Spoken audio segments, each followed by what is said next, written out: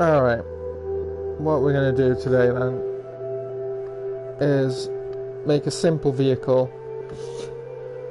I'm going to show you some of the techniques and things that I use, some of the setups, you know, some things to try and make it accurate and symmetrical and thermo-friendly. If you've been following my work on Dreams, you'll see I've got a whole selection of low-thermo vehicles that you can use in your scenes. Try and get as much detail onto a single sculpt as possible to make them gameplay thermo-friendly. So I'm going to do the same thing today with this this vehicle. So what I'm going to make excuse me, what I'm going to make is a American style stepvan, which is a pretty common vehicle to be seen on American roads. We don't really have stepvans in the UK, but they are very common, and it doesn't matter whether you're talking 70s, 80s, or, you know, more modern stepvans. The design doesn't change that much fundamentally. So, you know, I've got a bunch of reference photos of different vans from different eras, and I've got some measurements of a typical step van that I will use to help me get the proportions right. And yeah, we'll just start off with doing the different things. So I usually put two puppets side by side, and that gives me the width. So if we look at the van, there's two seats and there's quite a wide bit, so it would be sort of, if two people were sat, it'd be about there. Okay. Yeah, the problem with the ruler is that when you actually go into the sculpt, the ruler disappears, so you can't see the ruler measurements when you're actually in sculpt mode and creating your shapes. So if you want to use the ruler measurements, you have to place extra things so you can see them when you go into sculpt mode. It's honestly the worst thing on the game. Like, the way they've implemented it is just bollocks, basically. Completely useless bollocks. So ridiculous, the workarounds you have to do just to make use of it. But anyway, I'm going to just make the starting block, okay? And then we're gonna sack off the thing. We'll eyeball it. Okay, so other thing I haven't done is I haven't turned on the floor. So the floor is useful because the floor is giving you a center point, which is how you can work out the mirror. So what I always do is the first thing that you place down is going to be your center point for mirror, kaleidoscope, etc. But it also determines the density of the flex for the sculpt that you're creating. So what I do is I basically make a large cube that's roughly the length of the thing I'm creating, place it on the center point, go into the sculpt, turn the looseness all the way down so it's smooth, make it a little bit bigger, and then stamp. So that's really expensive, but that's fine because that's my center point, and that's important for vehicles because nearly every vehicle is symmetrical. So if you don't have your mirror set up right, then you're asking for problems straight away. So you can see that that's very tightly packed flex there, and that's good. That's good because now when I place the next blocks within the sculpt, they're also going to be tightly packed, and then I can always bring the detail down later on. If you just have a small block, if you just place like a regular size default cube in there, then you will get it going looser and more flecky quicker as you're building and adding more detail. So it's really important with the way that I'm making things to go into that tweak menu and turn the looseness all the way down to give you the maximum density of flex in the first place. So I move that one down there. You can see it's perfectly on grid. So now when I turn my mirror on, it's going to go either side. So one thing that not a lot of people are necessarily aware of, especially early on in the game, is with mirror, there's a really handy feature, especially for things like vehicles, called clipped mirror. So I'll show you the difference between the two in case you're not familiar with how clipped mirror works. Okay, so this is without clipped. Okay. And you can see that it goes in, it goes out wide. Now the problem with a standard mirror is when you combine shapes into the middle, you get this little bump where they overlap. And early on, you don't notice it because everything's so smooth. But as things get looser and you start adding more and more shapes, then you start to see the seams in the middle where it overlaps. So if you use clip mirror, then it works the opposite way, where you can actually create smaller things and they overlap the other way. That way you don't get that horrible bump.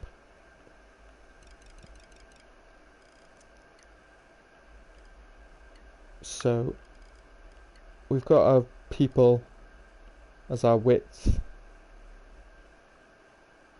Okay, that's about right for the width.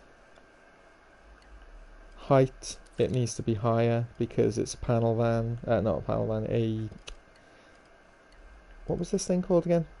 Step van, yeah. So step vans, they're set quite high up anyway, so it's probably got to be even higher. And again, making sure that I go in and take the looseness. Okay.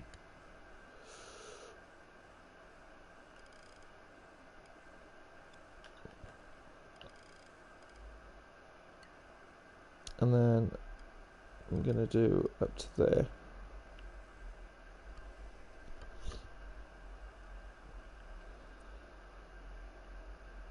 And stamp it. Now I'm going to get rid of that big one down there, because once you've placed your first thing in the sculpt, that acts as the pivot point, if you like, the center point for the mirrors and things. So you can then go ahead and get rid of it, and that's set within the sculpt. Now what I could do if I wanted to is I could muck about, but it would still be centered, so you could move that after the fact. If you don't use mirror for everything and you start adjusting one side or the other without using mirror, or adding things one side or the other rather without using mirror, that's when you can get yourself out of proportion one side or the other. So if you just keep the mirror on, then you should avoid that problem. I do apologise, but if there's people in the chat, I haven't actually been paying attention. So what I said, I never use the ruler because you only play. Okay, cool. So I start off with a block, and something has moved there, so I'm just going to move that back.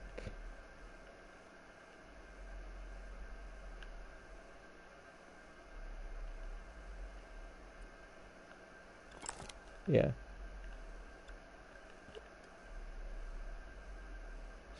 They're carrying a box on their head. Now that still needs to be wider. That still needs to be a bit wider. but not that way. So bring the grid down. There we go.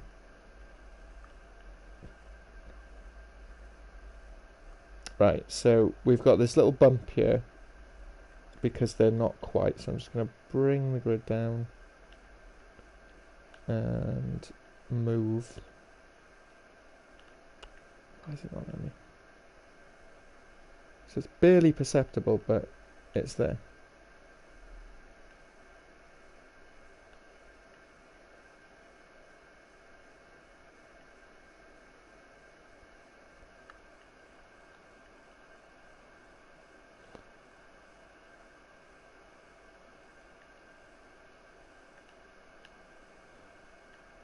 I'm wondering, why am I getting a gap? Why am I getting a gap? Where? I don't normally get gaps.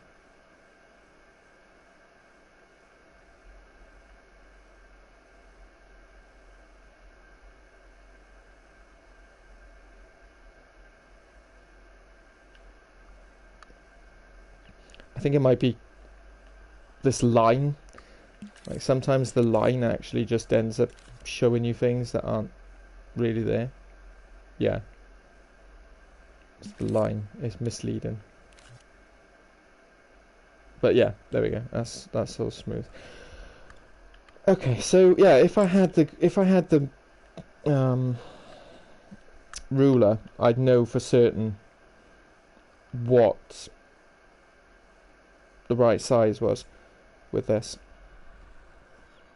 But as I'm not using the ruler, then I'm not sure at the moment. So I'm just going to get the thing, and I'm going to get these people, and I'm going to move them, and then move that. There we go. So they're standing on top, but that shows me where the thing is, and then they're quite far forward because the van has got a very narrow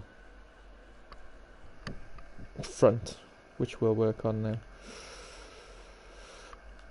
Okay, so the basic workflow of making a vehicle is get the proportions, make your basic shapes to make the basic shape of the vehicle. Then once you've got a very basic outline, which includes windows, like sort of tilted, out, angles, outlines for where the wheels will go, and then you can, if you need to, like with this, I don't think I'm going to need to because it's pretty square, but if it's like a more modern car or something, you can add blend and curves and things to be able to get the windscreen to close in on itself, and actually have those nice sexy curves. But with this, it's actually a lot simpler, so I won't need to do that. It's too much. Okay, so so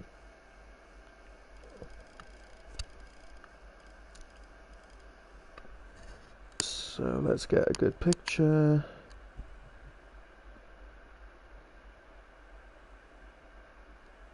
This is why I've been quite reluctant to do this live, because my workflow is quite awkward, having to constantly refer back to my phone and switch between things, and yeah, it's not ideal.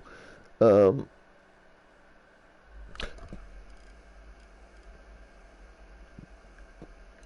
what I do is I get the windscreen, so we've got negative space,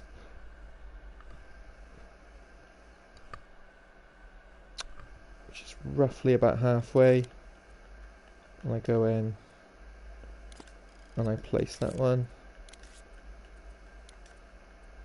and then I go into, what's that, precise move, and then I can get the angle I want.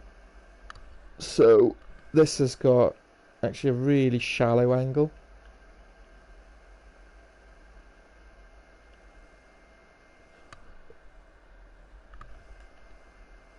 and then if I copy that one again,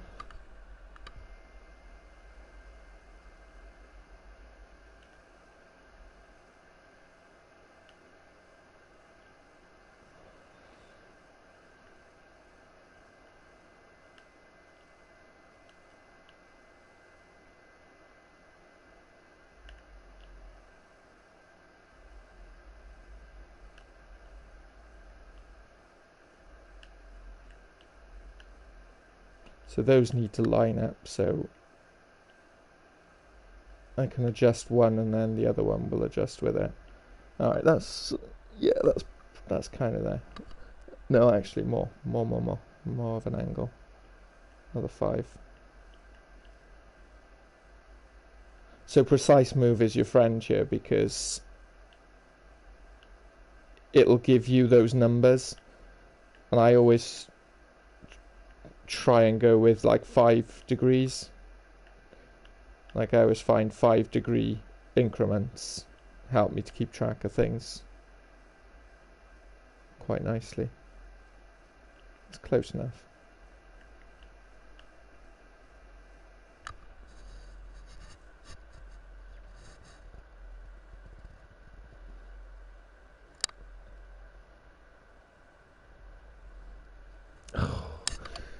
My phone, every time I'm in my gallery, my phone is just like, not enough storage space, and it pops up like every single time I switch to a different photo.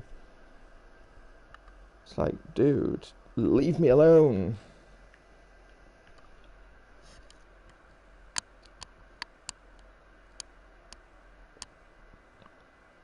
Okay, so as far as the chat goes, I'm not going to be able to see the chat all the time because I've got my phone with the reference photos, so I'm not ignoring you. I will check from time to time if I see that there's lots of stuff building up, but I'm not going to be constantly looking at the chat, so I'm not ignoring you.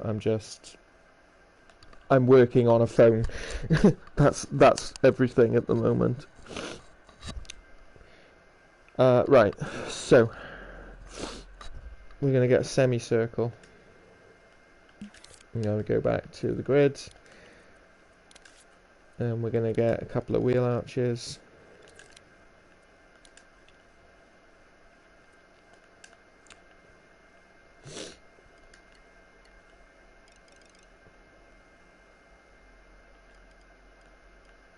Now with this one I want it to go all the way through, so I'm going to make it longer, and I'm going to push it through. So in these vans, these are actually quite high, so I'm thinking maybe there actually, and then I need to lop a bit off.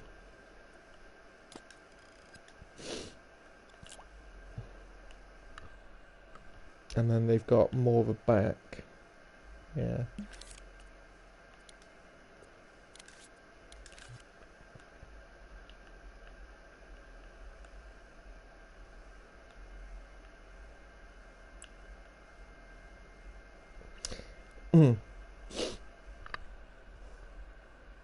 Now I'm thinking, is it a bit wide? Is it a bit wide? It might be. It might be a bit tall.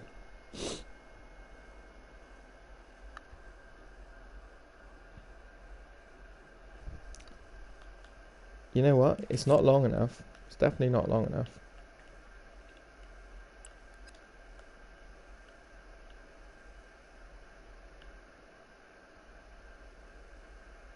That looks better. That looks better.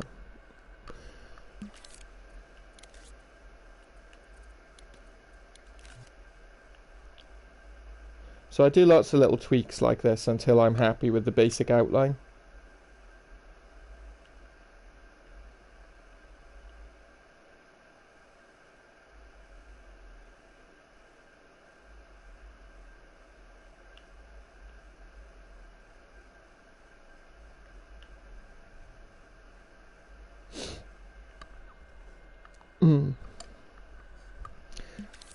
Like I'm looking at this now and I'm thinking, okay, so this is too tall.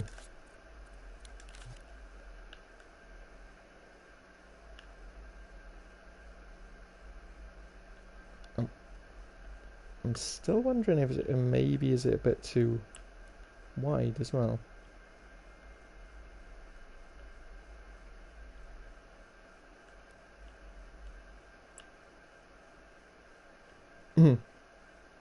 Because they are quite narrow.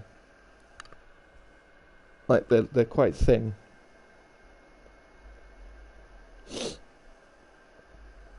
Oh no. I'm going to turn ads off. I just need to work out how to do that on Twitch, because ever since I've become affiliate, it's just automatically added ads.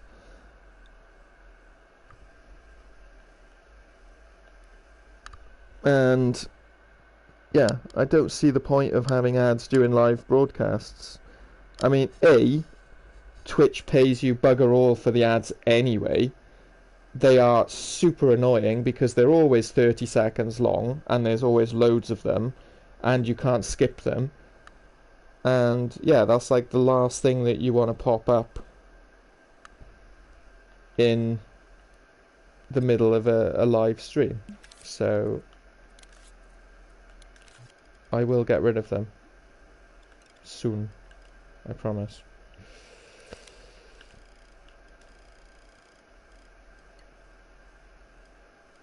And then I'll be living on donations. Because Twitch has been paying me so well with all the adverts that I've been showing. I think I've made maybe $4 from advertising. Perhaps, maybe.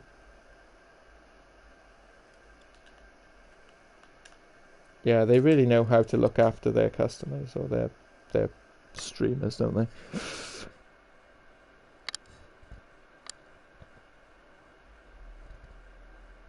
Alright, so we got a very basic shape there.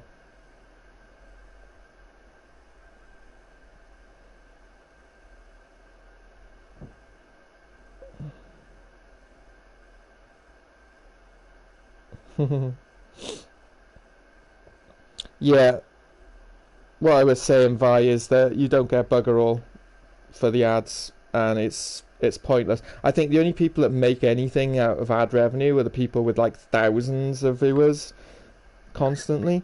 Everyone else just gets shafted because, you know, you might have like 3 or 4 people watching your stream and they're getting hit with like 3 or 4 ads every 25 minutes. It's bullshit. It's absolute bullshit.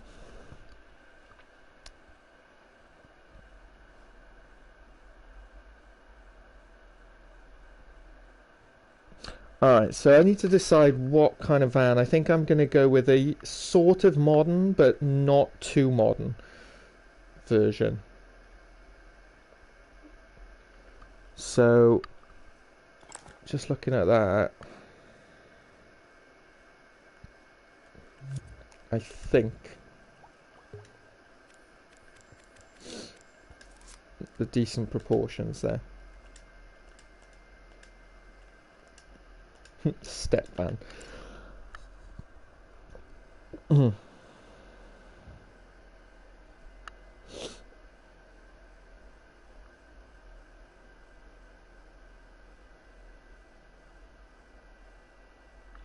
Alright, oh my god, phones, right.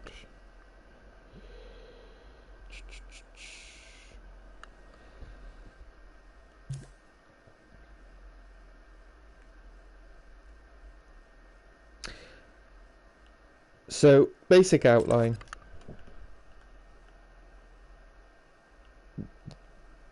At this point, I would usually then add something. So if the vehicle, I'll just show as an example, but a lot of vehicles, the way that they're designed, they have, say, the top part would like curve in slightly for the windscreen. So the way I would do that, if it was needed, is I would make a negative piece. I'd give it a little bit of blend. Not too much blend, because too much blend will go funny. So a little bit of blend. Move it in so it's basically very easy to grab. So stamp, move in, very easy to grab. And then go back to precise move. And usually no more than 10%.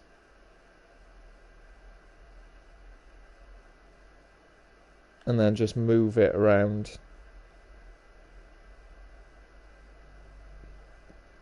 And then you would probably have one near the bottom as well.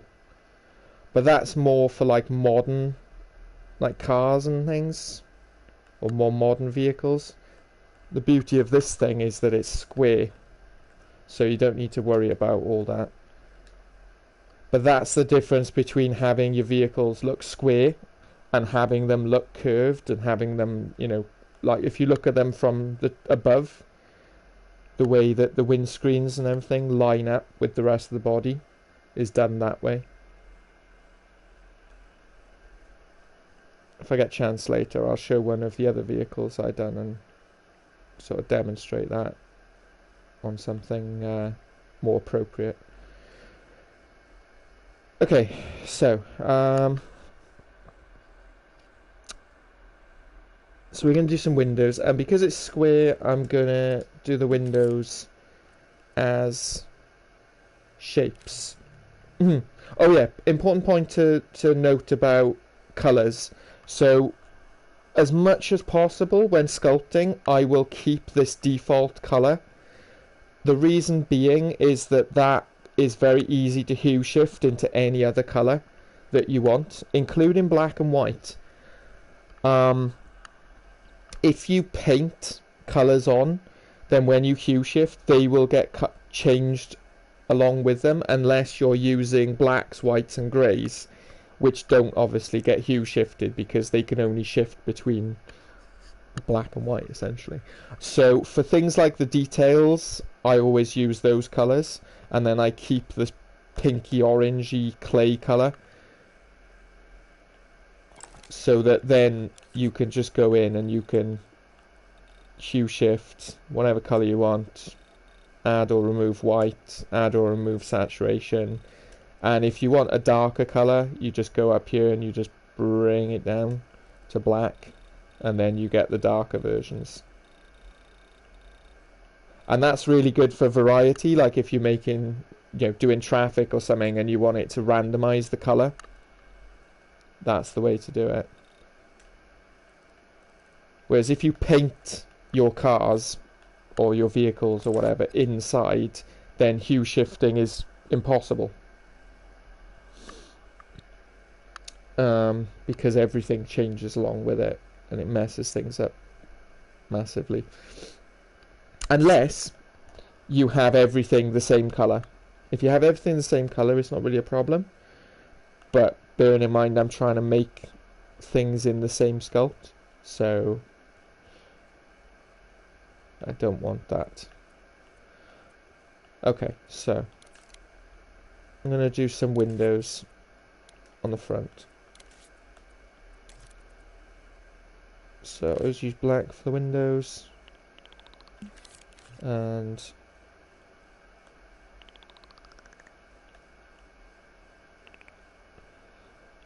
depending on the complexity, I'll either do an indent or I'll just paint the windows on. It really does depend on the complexity of the shape. With these ones, they are... oh, bollocks. They are simple square windows.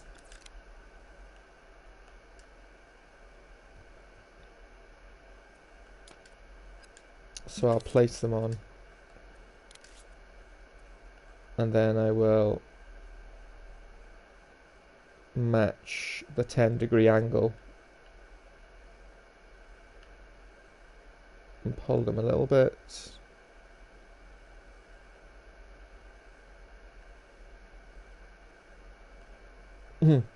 One thing that's really apparent is that the default lighting is really bad.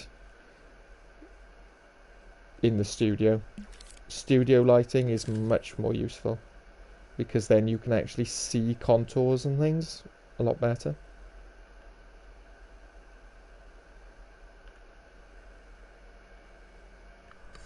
Alright, so it depends how we want to do this panel truck now. Whether we want doors closed or doors open. So if I was making this to be more detailed, then I would probably just make the doors separate sculpts, and I would have a little interior and things inside there. But because I'm trying to make this low thermo, I'm going to make it so the doors are closed. So I'm going to paint and put everything onto the same part.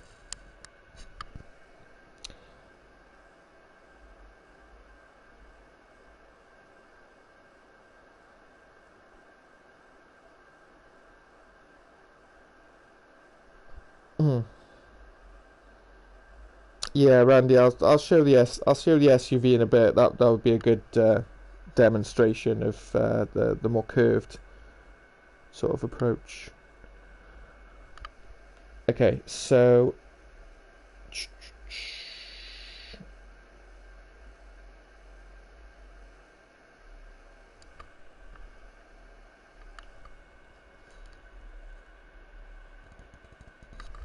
straight away, I'm not happy with those because actually I'm going to make them using the block instead.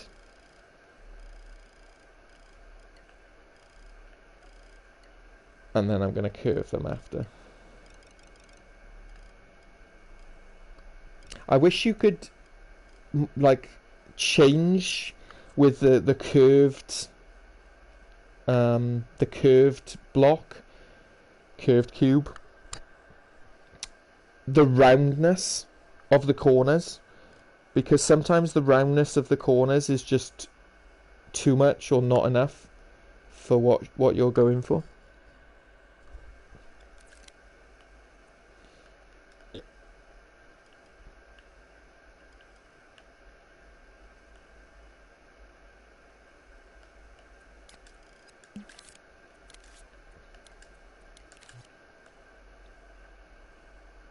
Alright, so 10 degree, push them in, yeah, that's good.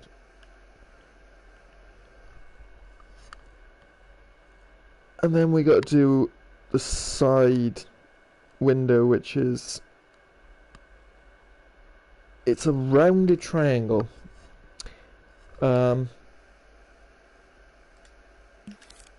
So the way to do this one is we start off with a wedge and get my grid back on. Forget about that. Start off with a wedge.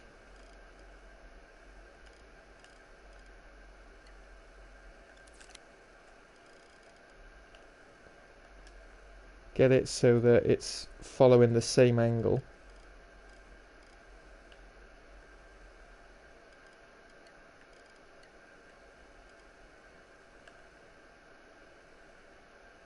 Which can take a little bit doing because they don't make it easy to resize the wedge.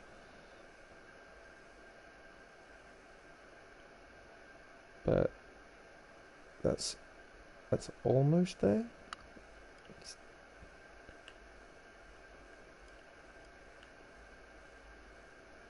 Yeah, that's good.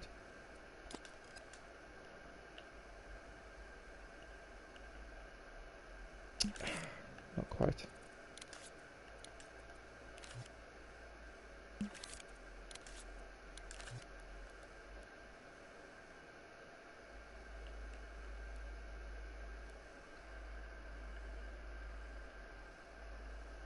Again, sometimes it's easier to do things after you've stamped them using precise move.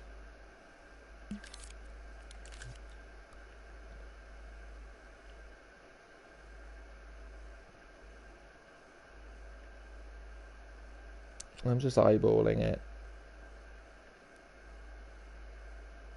Yeah. that's about it.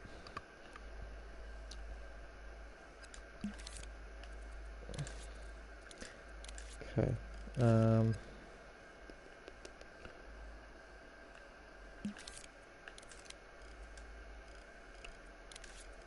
then we'll get the rounded cube.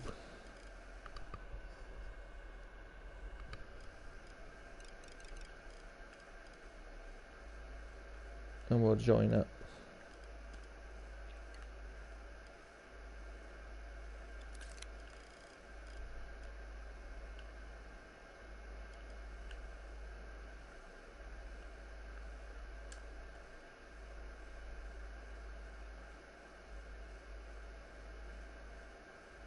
And see, that almost works, apart from that little bit there of the triangle.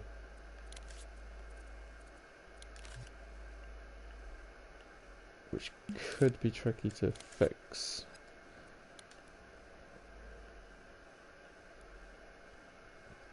The problem with negative shapes.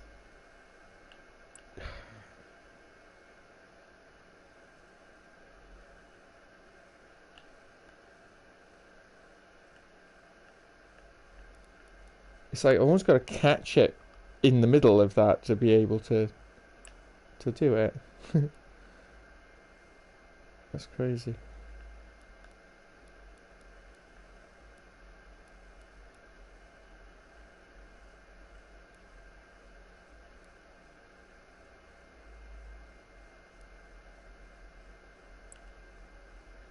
No, that doesn't work.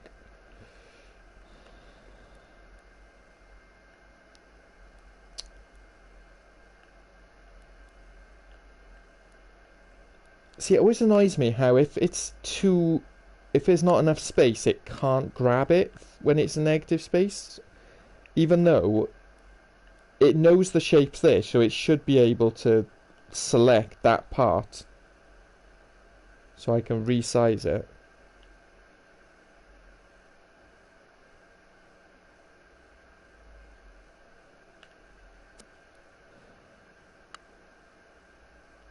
See, it's messed me up now.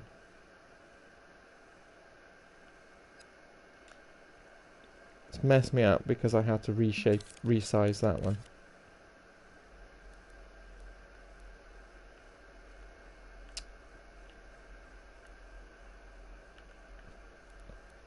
Let's indent.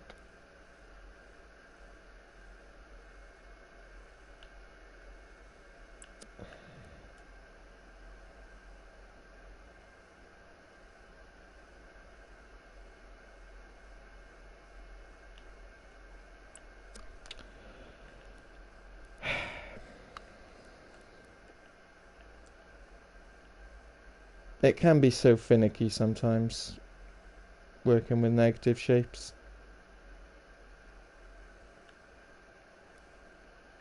It's almost like it forgets what's there once you've placed it down. It's really infuriating. It's like it knows what's there because it just placed it there.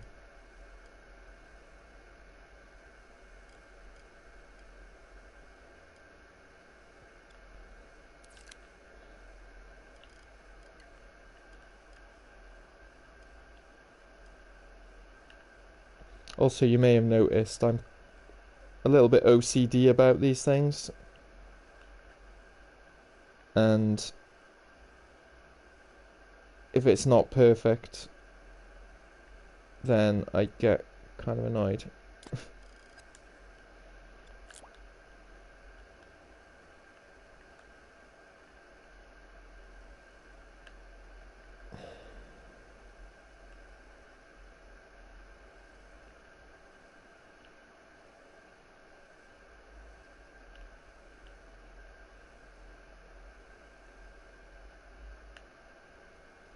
This is where you try to use the grid as much as possible.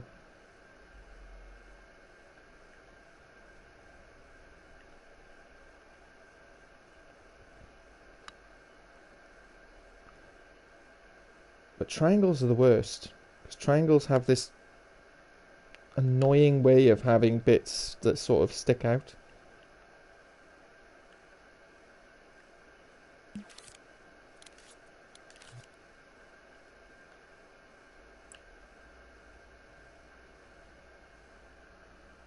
Alright. And then I think probably it needs another little part along there as well. That's good.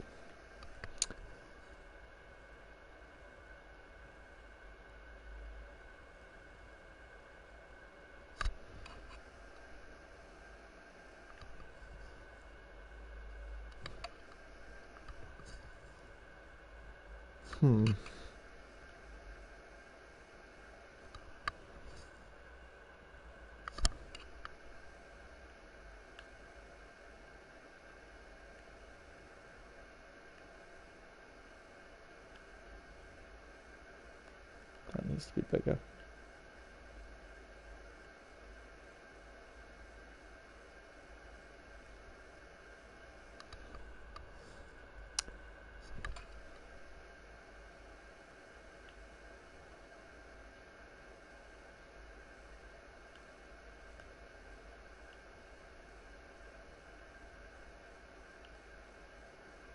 Right, so the door comes down here.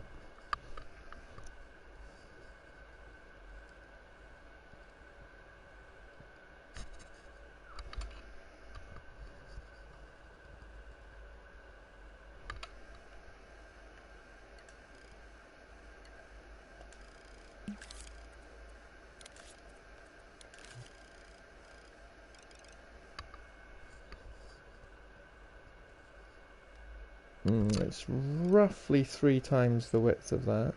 So maybe one more. Yeah, maybe like that.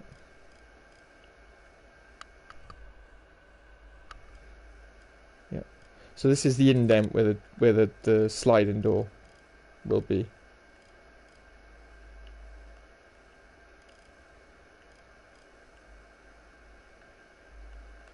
Right.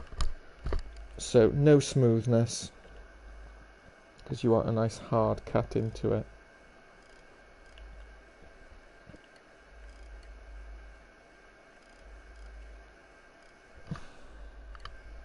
It's got a bit of a lip.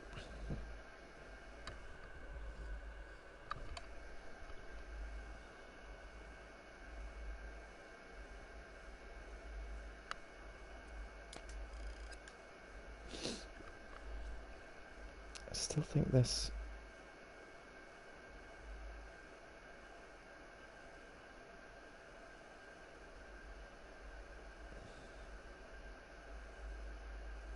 The reference image I'm looking at, the door actually goes there.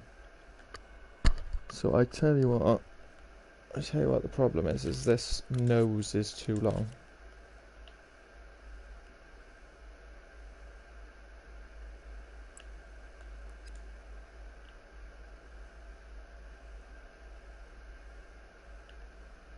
There we go. Right, so starting to get something now. It looks like your typical US Postal Service or UPS delivery or swap van. Yeah, all sorts of things for these kind of vans.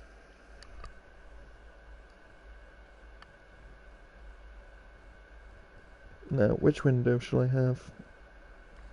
I think I'm gonna go with the window with the double panel. Yeah. Okay, so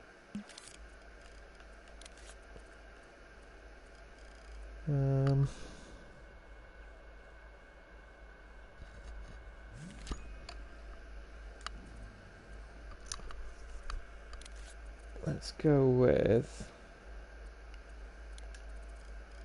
a white.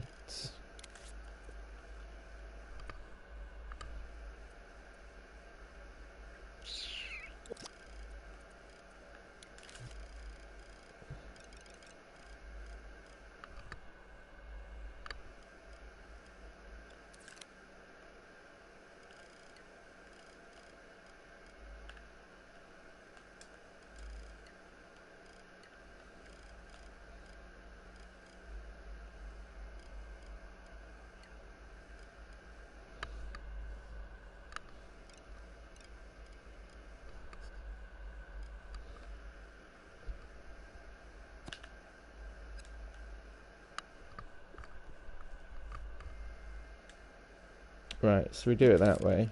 So then when we come to do a cut, we'll have a nice white outline. Although again, you know what's screwing me over? Yep, it's the bloody rounded cube again. It's too rounded. Like, you know in text gadgets how you have the option of like how rounded you want the squares or how curved? I wish they had that option with the rounded cube sculpt, because the way it is too rounded.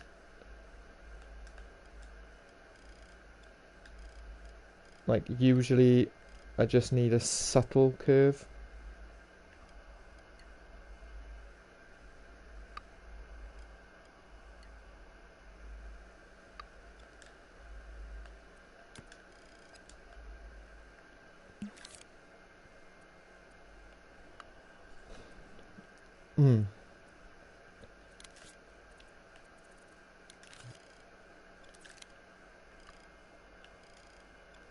So instead, I'm going to have to use smaller ones to create the subtle curve.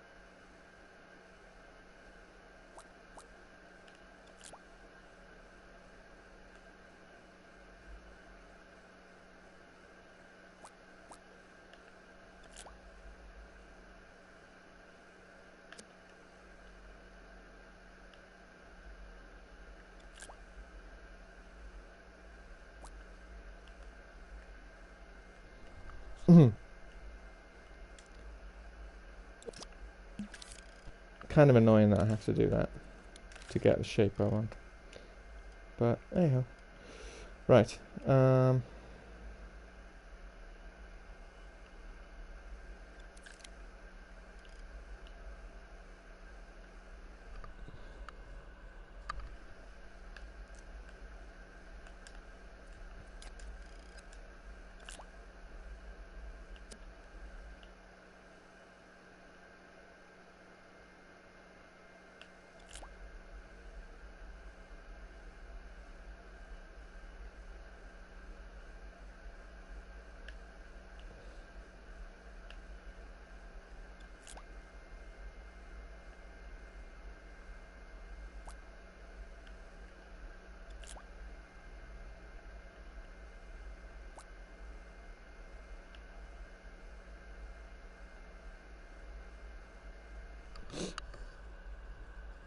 Cool.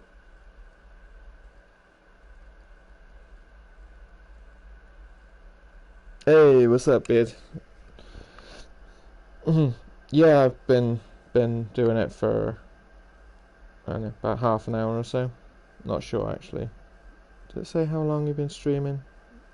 It does not, but yeah. I started about 11. I've been doing it for an hour. Oh yeah, I had a bit of a thing at the start with measurements where I was just struggling to work out what these measurements were supposed to be that I had, so I just ended up winging it. But it looks like it's the right sort of proportion. Alright, so we've got that. What next? What next? Let us see. What next, beard? Ads. Ads are next. Yeah. Sorry about that. So what I was going to do with this vehicle is basically I was going to make lots of different versions of it, because you get the basic sort of version, and then you can customize it. So I can create a SWAT van, I can create a postal van, I can create a longer wheelbase version, I can create an armoured vehicle out of it by adding like all the extra padding and stuff on the sides. So from this basic vehicle I can create a little pack of, you know, 7 or 8 different variants. So it's quite versatile. So I'm just starting off making the basic one, the basic van. So now I've got that, I'm going to do the front.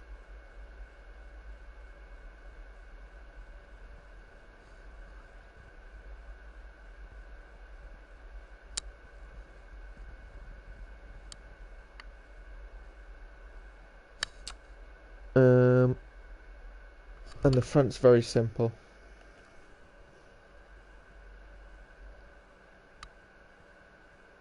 Very simple. So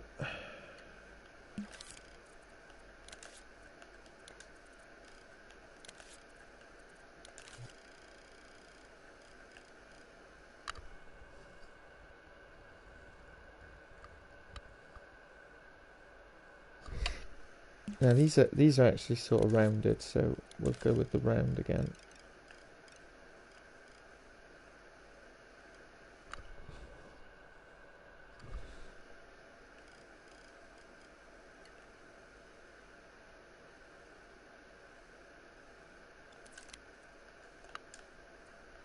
Looseness off.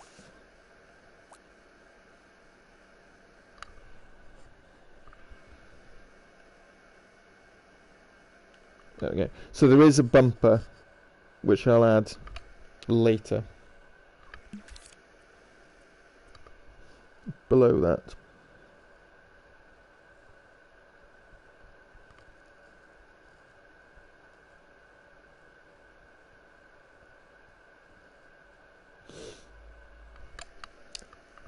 Right, so what we're going to go with,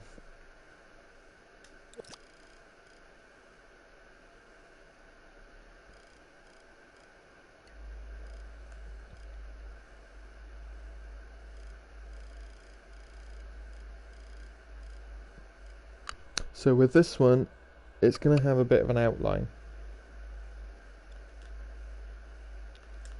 So I'm going to use the same technique I did with the door.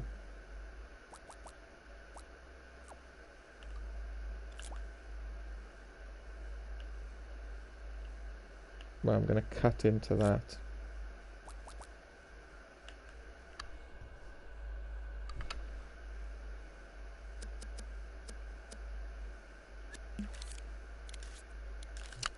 And then I realised there's just a little bit too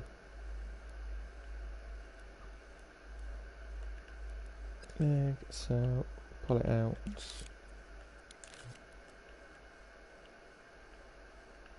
Resize. Pull it back in.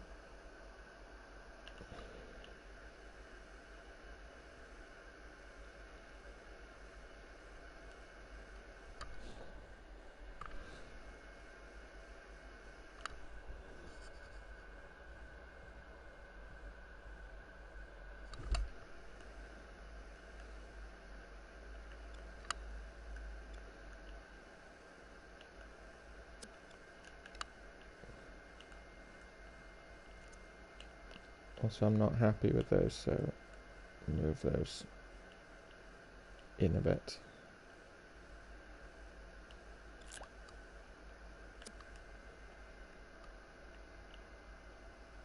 Nice, actually that's good, yeah.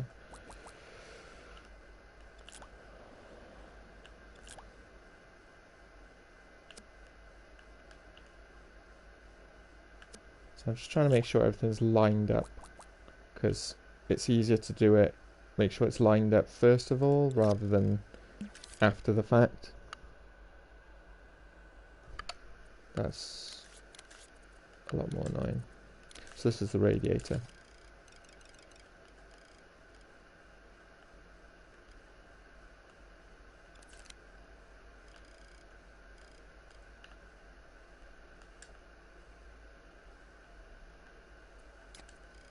That's fine.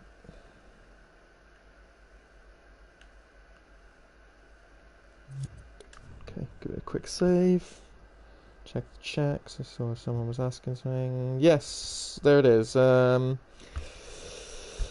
So it's a step van. So it's a mail truck. It's a UPS truck. It's a swap van. It's a delivery van. You know, it's one of those very generic vans that you guys have so many of in America, that are so versatile.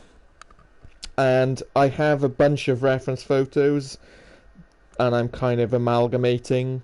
But I think the main one that I'm looking at is a 90s kind of style. But they don't change that much, have they, really, over the last sort of 30 years or so? Fundamentally.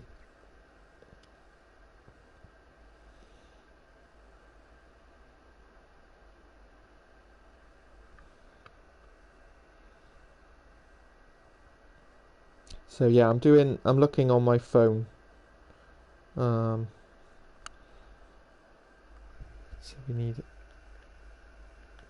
a circle.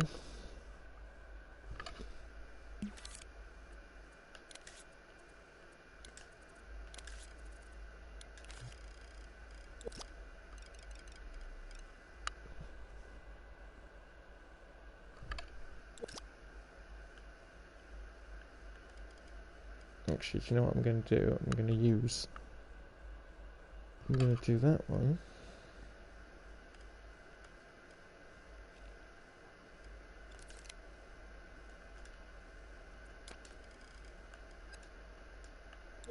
And then I'm going to add that into it.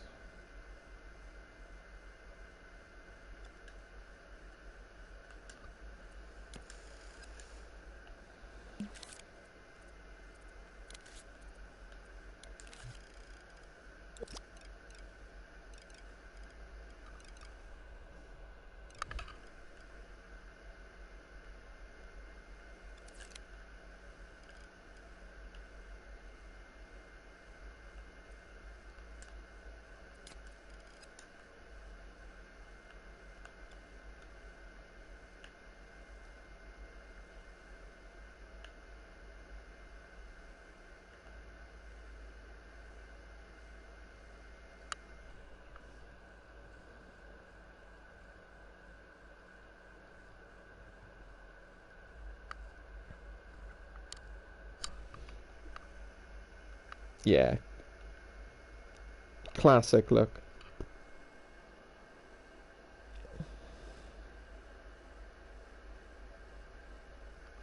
I prefer the more classic looks, to be honest.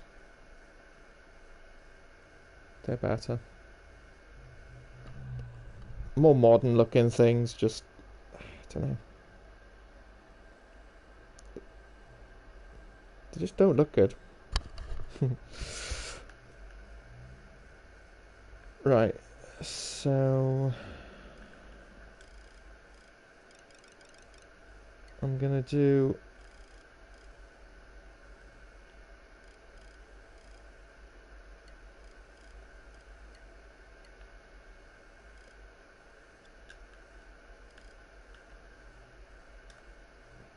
very small indent up here.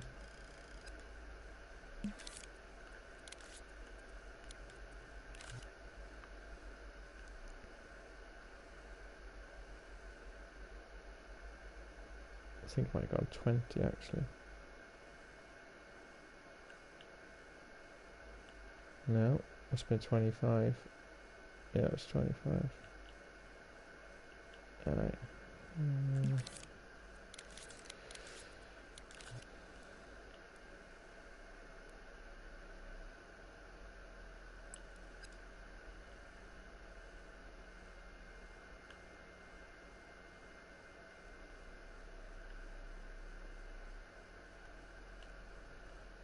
Right.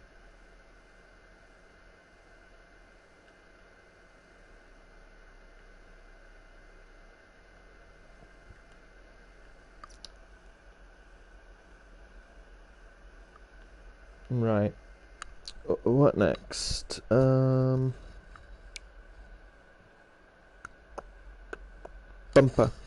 Yes.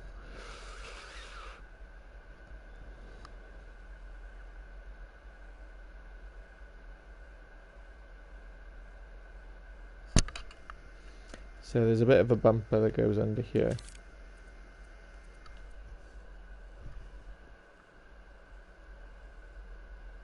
So what colour bumper should I do it? Should I do it a dark one? Should I do it the same colour as the vehicle? No, I'm going to do a black one.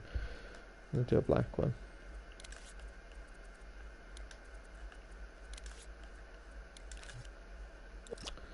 I hate it when that happens.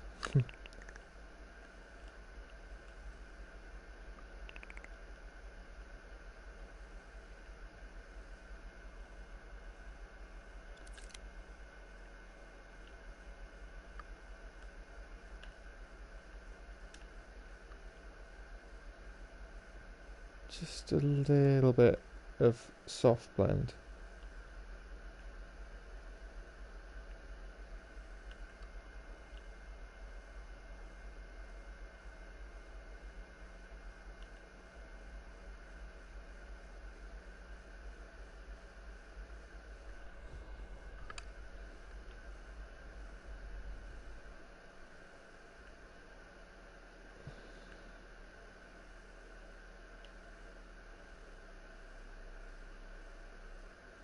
It's weird actually, because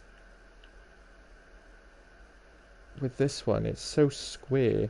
I'm not even sure it needs soft blend.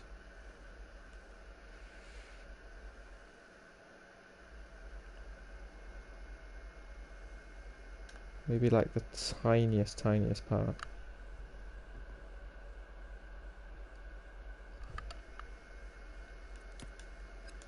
And then just lower.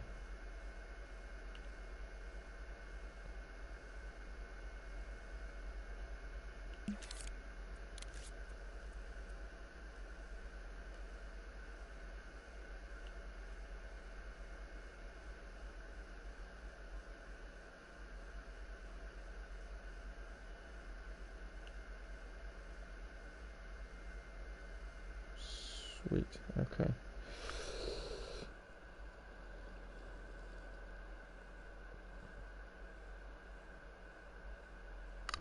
Right. Now, the top part.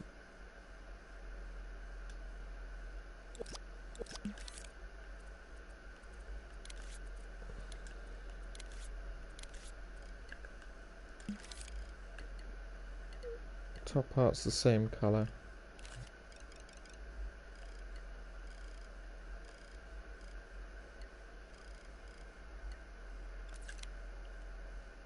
No blend on that one. Actually, maybe we do want a little bit of blend, but it doesn't need to be that high.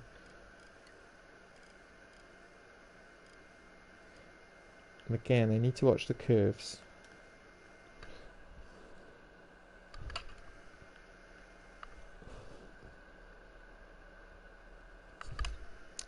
No. I've got a better idea of that one. Let's use semicircles.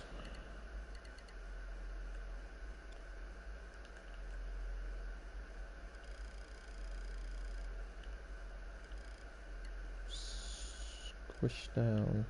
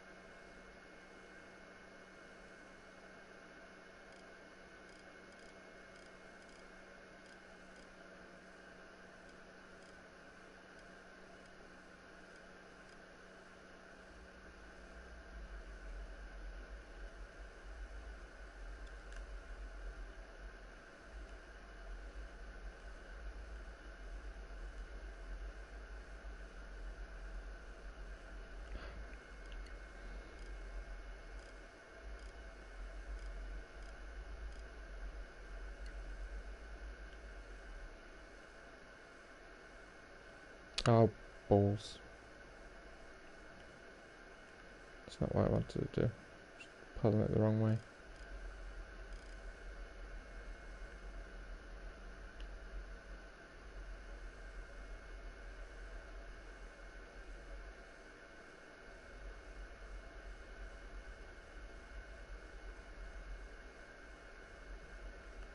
Okay, how do I pull it inwards?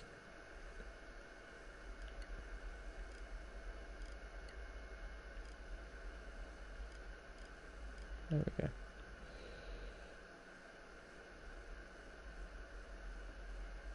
Right, it's okay.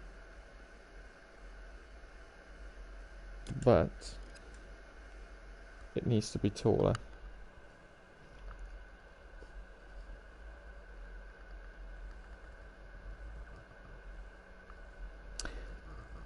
Normally, beard, I would measure. So I would use the ruler to measure based on the dimensions, but the dimensions I had for this, I couldn't make sense of with the ruler in game. So I just kind of eyeballed it, but I use puppets increased from their default size by 1 click on the grid, which makes them roughly 6 foot, which is a good proportion size then. Gives you a good sense of size. So you can see if they're standing there, they could step up, they get into the truck. You know, it's pretty close. But with this one, there's been more eyeballing involved than I like.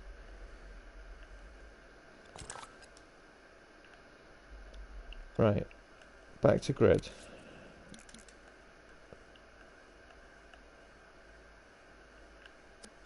Now let's try half grid.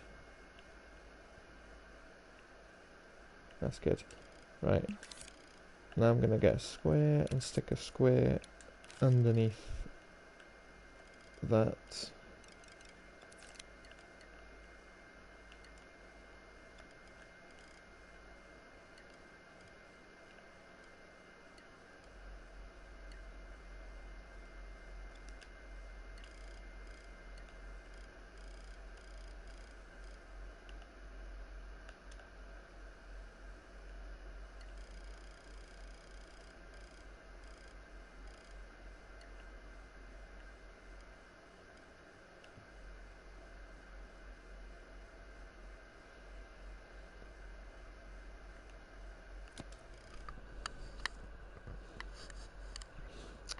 Hey, Cremba, how you doing? I'm just making a what do you call it? Step van. I keep forgetting what they're called. Yeah, it's a typical step van, US style step van. Very versatile. I'm planning to make a little set of different variants once I've made the initial one. So let's work on the back. Oh, you had COVID. Oh no, man, that sucks. Yeah, I had that back in January. I spent 48 hours just dead to the world. It was horrible.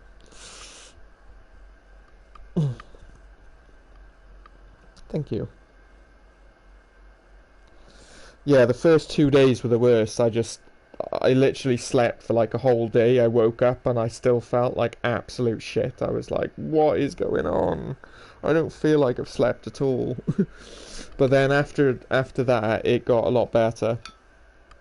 I had it and my partner had it at the same time, and our daughter, who's like 3, didn't.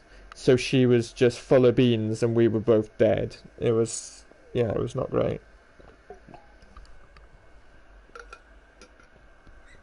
Yeah, man, the headache. The headache was the worst.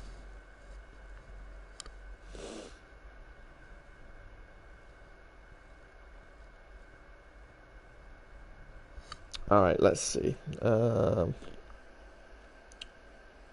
Back.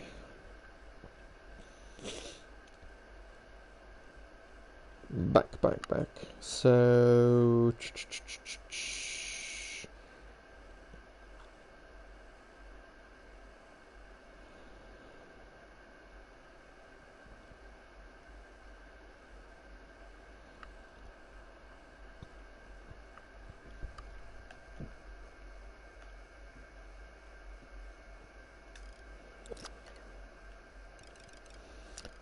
So we got some doors. There's also a bit of a bumper on the back, so the doors don't go down all the way.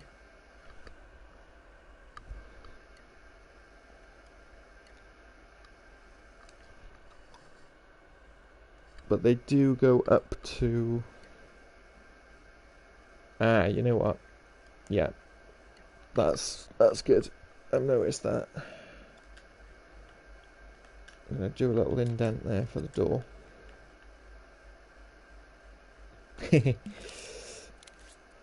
Oops.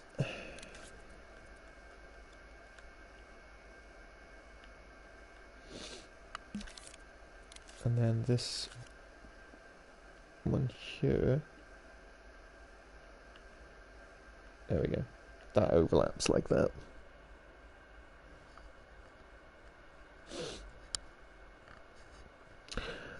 It's not for a particular project. It's so basically someone said, could I make a swap van on Twitter, and I was like, yeah, I could probably do that. And the swap van is basically one of these vans but like elongated. So then I thought, well, if I just make the basic shape of this van, I can make a bunch of different varieties of this van.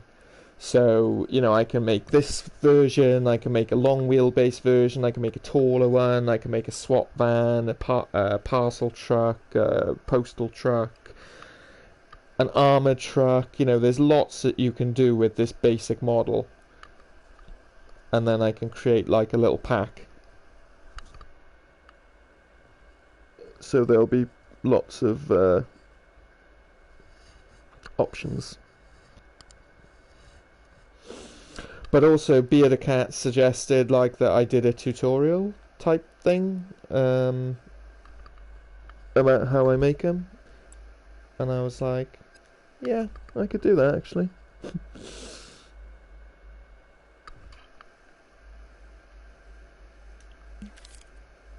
So, and I thought I'd start with something quite simple,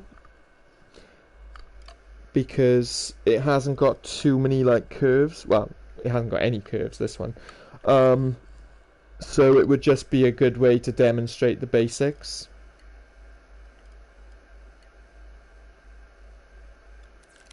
Because I know a lot of people would look at vehicles, particularly like one sculpt vehicles, and they would just be overwhelmed by how complex they think it is. But it's not that complex. You just have to plan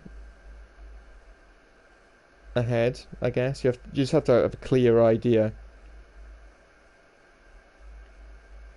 of what goes where, and I have a little process of how I build it up so that I have the minimum amount of fuss.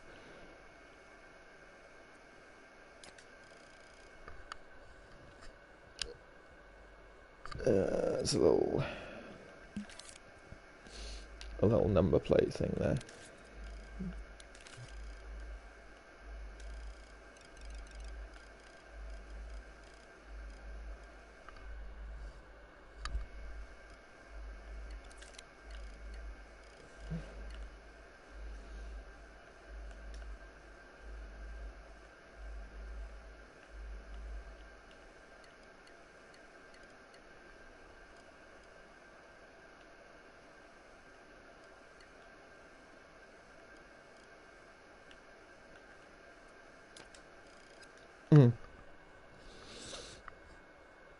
Here we go. Right. And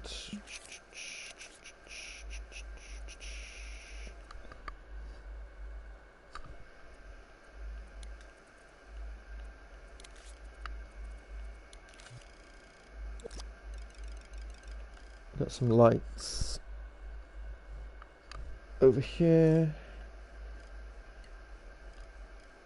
These will be painted over.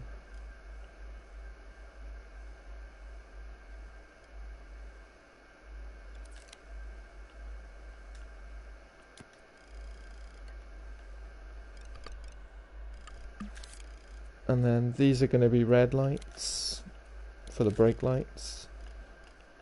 But what I've started doing is making them black so that the black shows underneath the red paint that I'll add after for the paint layer.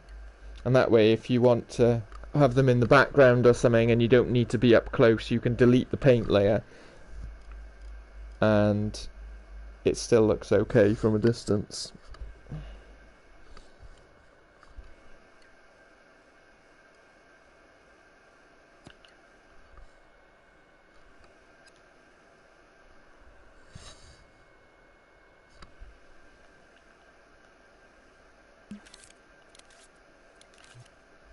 So these doors are too narrow.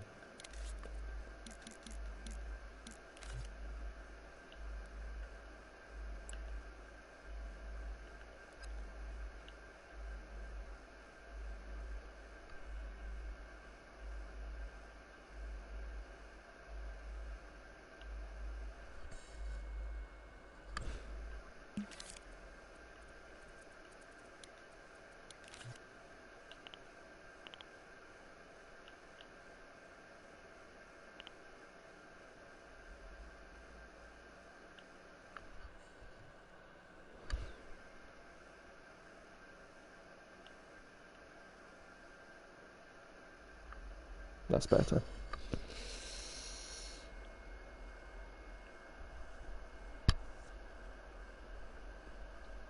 Rounded windshield. No, the rounded windshield, that was Muffin Man, who is the Don at making vehicles.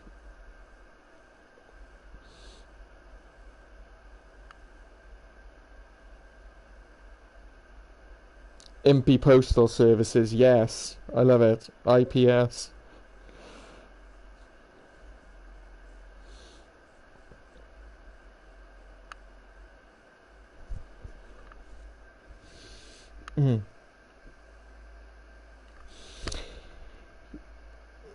Yeah, it was clever.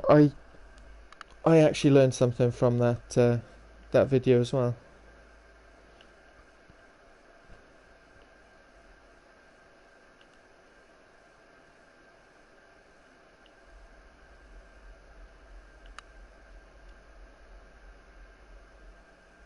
Ooh.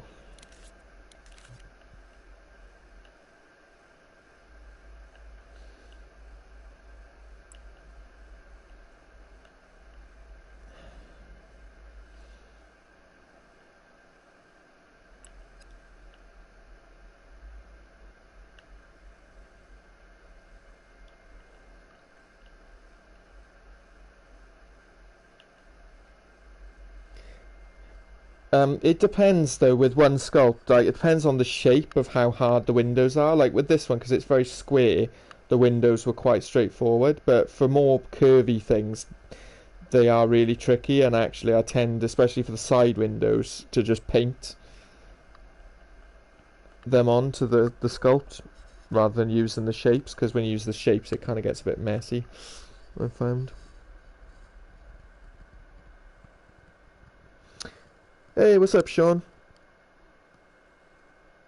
How are you doing?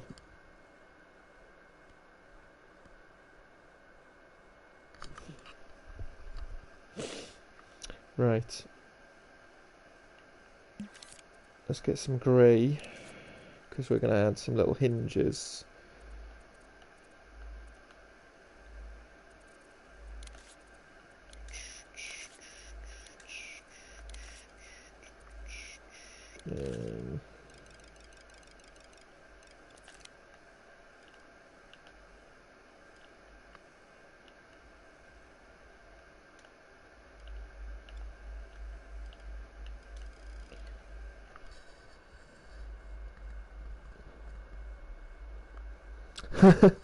That's a good thing. Watch it on TV and the phone, because then you'll always be able to see. That's some good thinking.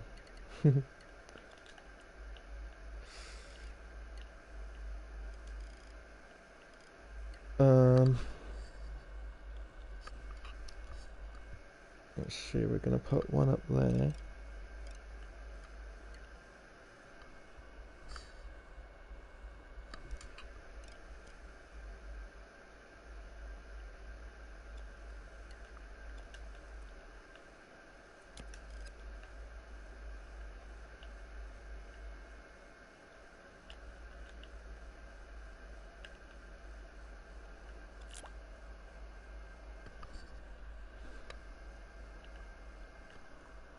going to do one there.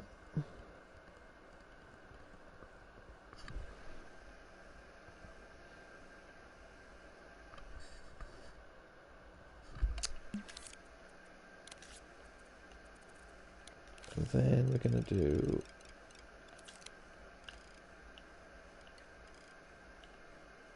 along with a little bit of soft blend.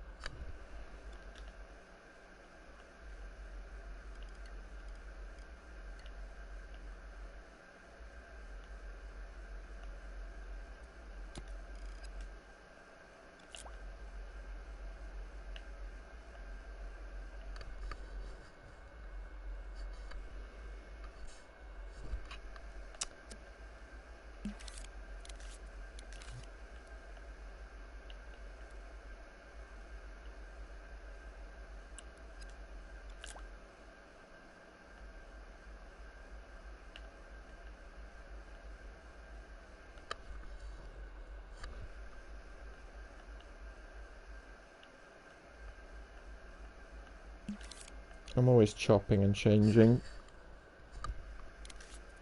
things as I go.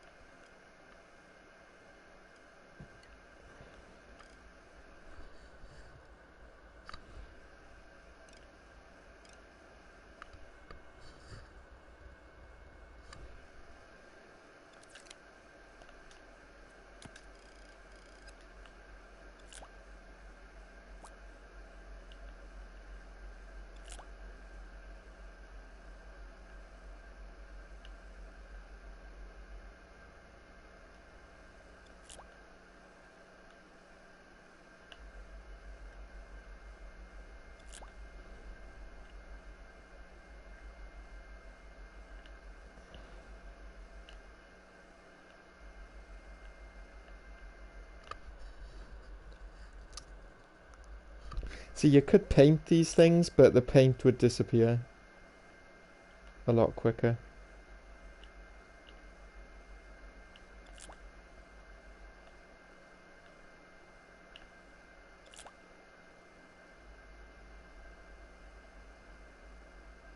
Whereas at least if there's a little bit of an indent, it'll still be sort of visible even when you bring the detail back down. There we are, that kind of looks like the thing that I'm looking at in front of me. Alright, now time to do the top lights. They're very small.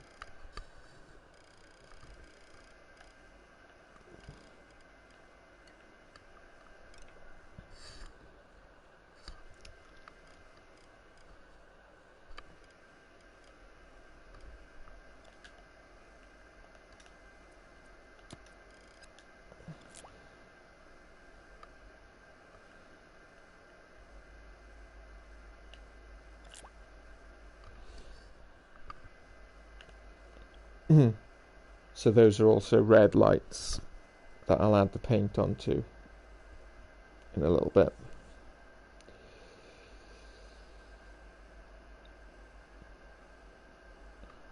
Hey, have a good night, Beard. Thanks, man. Yeah, Sean, it is very 80s. It's proper typical kind of van. So it's not for anything in particular. It's just, you know, it's just another vehicle to add to my collection. But I was going to turn it into a little collection of different variants. Once I've got this initial sculpt down, because it's quite a versatile little you know, van. Right, so Front's looking good. Back's looking good. Just got to do this side now. Cheers.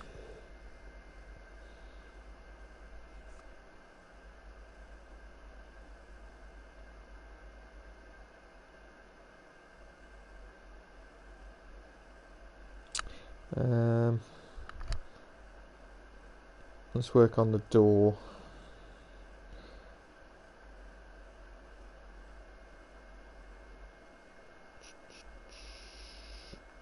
Right. We need a door handle.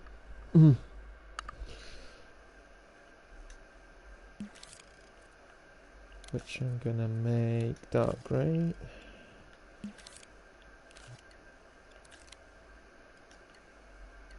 And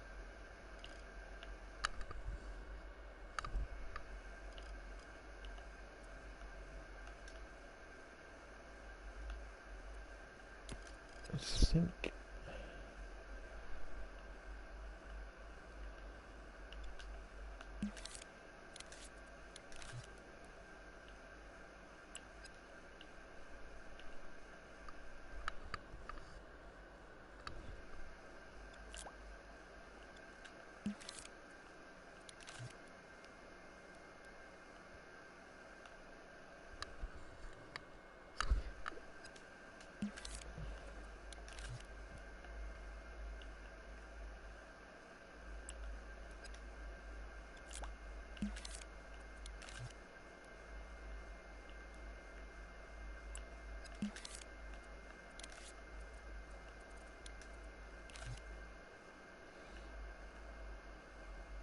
so I'll just tilt this slightly just to give it a handle and then connect them up.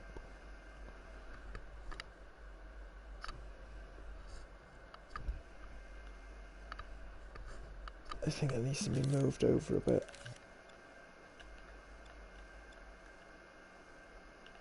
Like there.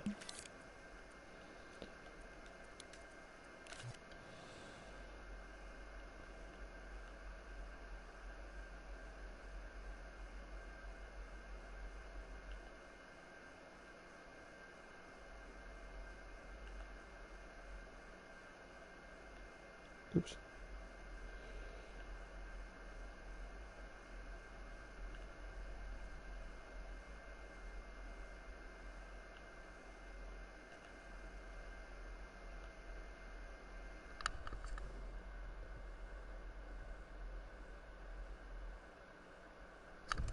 Alright, there's a little thing for indicator in there.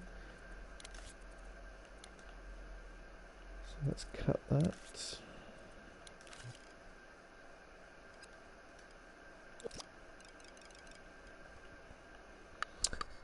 And we'll make that, yeah, we'll make that black. Can I make that black? It's a bit difficult with the orange one because, yeah, we'll make that white actually.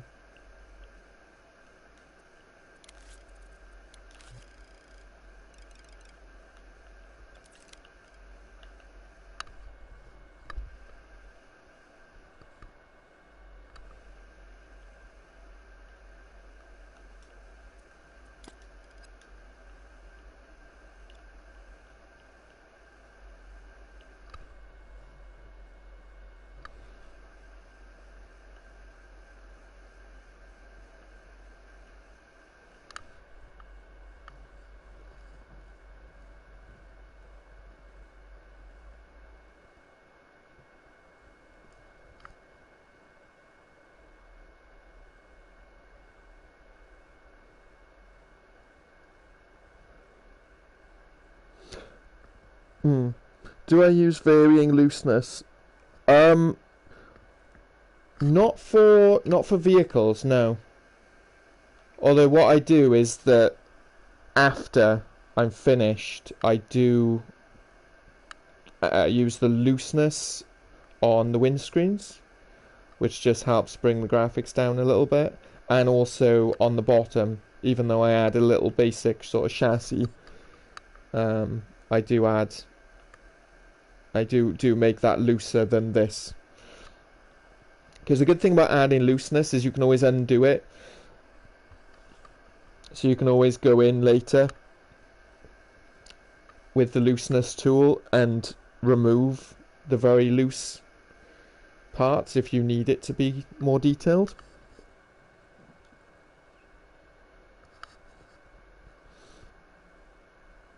ZMG is a nickname. GoldenEye 64. Wow. Okay.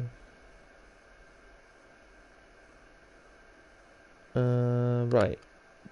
Let's see. Let's go back to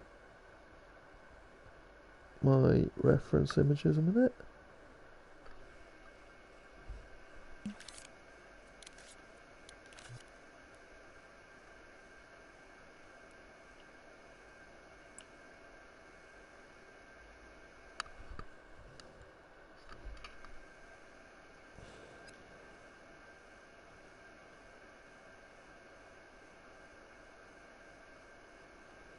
I might have to add some orange paint into my lights. Yeah, that's fine.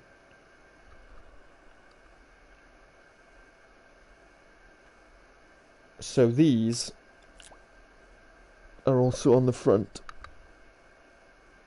but they're orange on the front.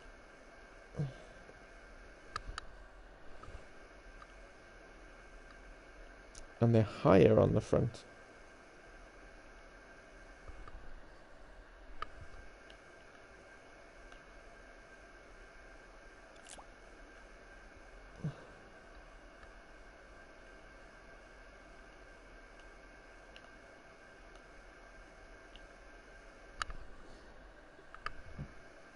Ooh. Okay, it's gonna need to be smaller on the front.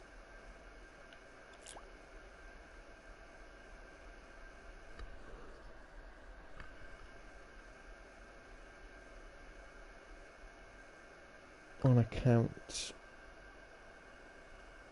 Wrong way.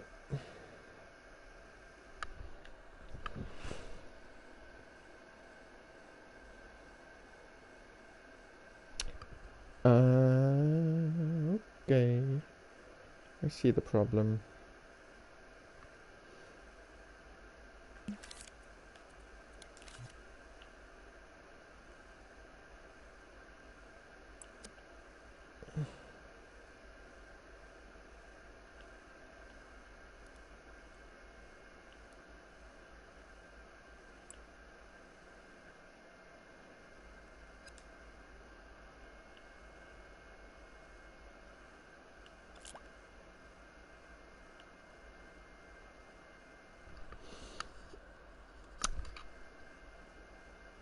I know what the problem is.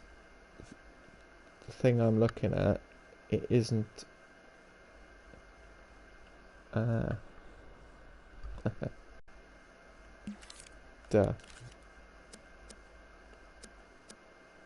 What I just did. No.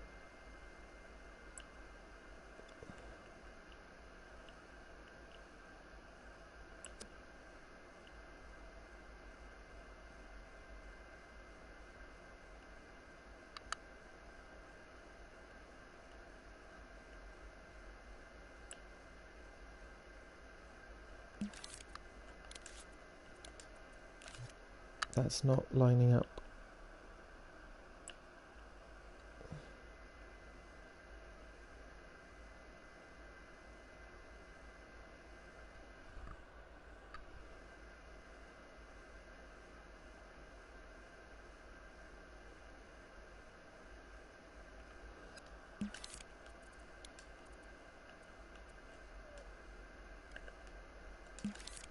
Right, I'm going to have to do a very low cut into this.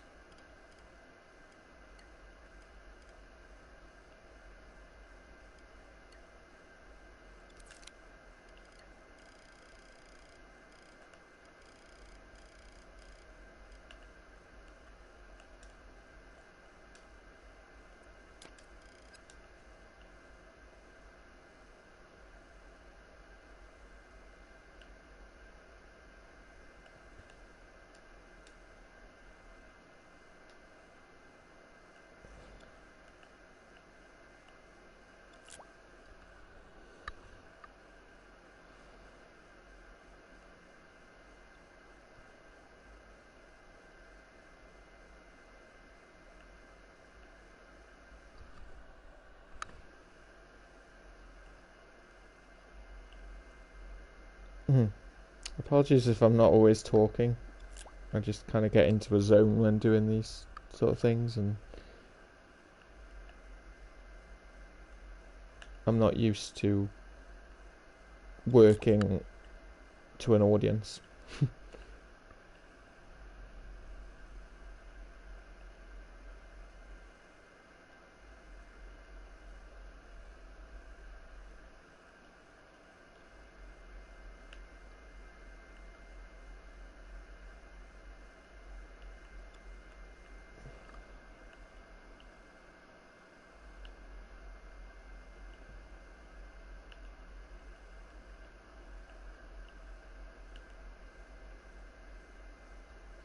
I feel like that needs to be further over.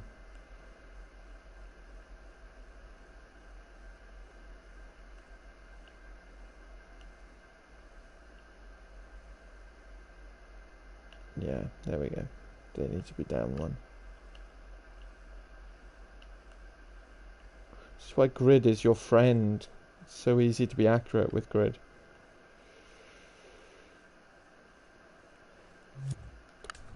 Quick save.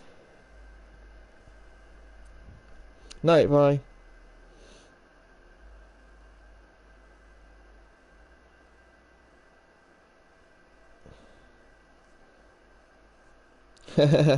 That's a good idea, yeah. Hot dog van, big wiener. That could be one of the variants.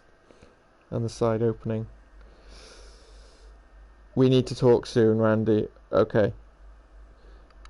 We are making more tracks for our racing game, yes. That's what we need to talk about. One that's almost good to go. Good night, Vi. Thanks for joining, man.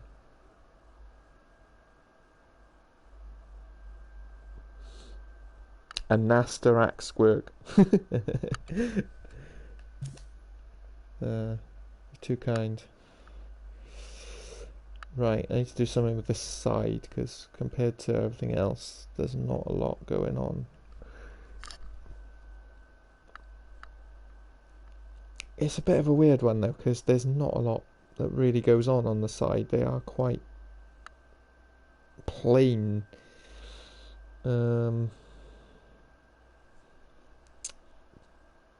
Yeah.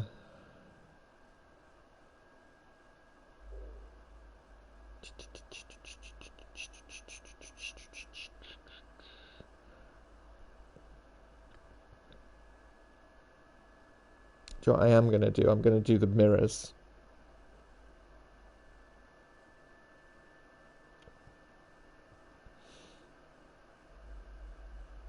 Oh, okay. There's an indent that goes along the side. So there's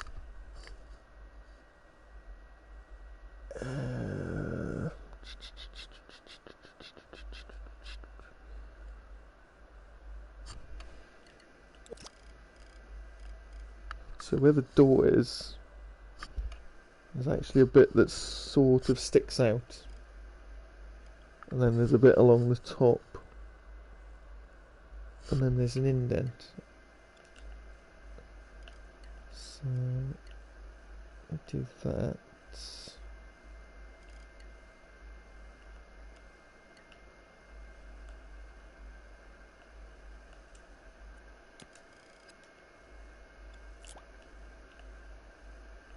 And then we'll get that.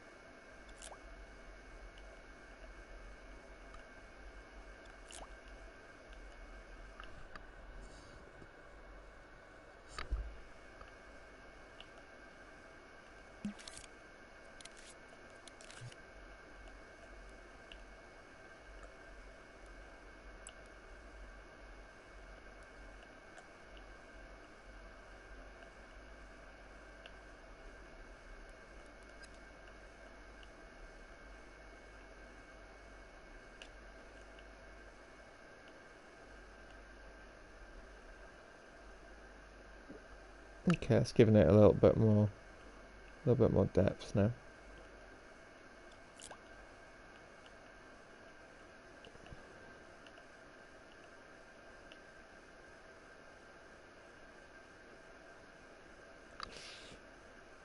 I'm not sure about that. That looks more like fillet panel then. Yeah, I don't like that.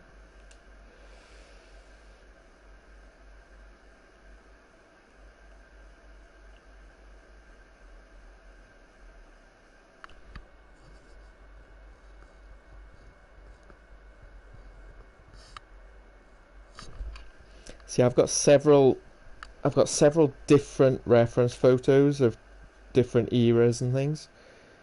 So I'm kind of mixing and matching different aspects from different vehicles, different versions, different eras.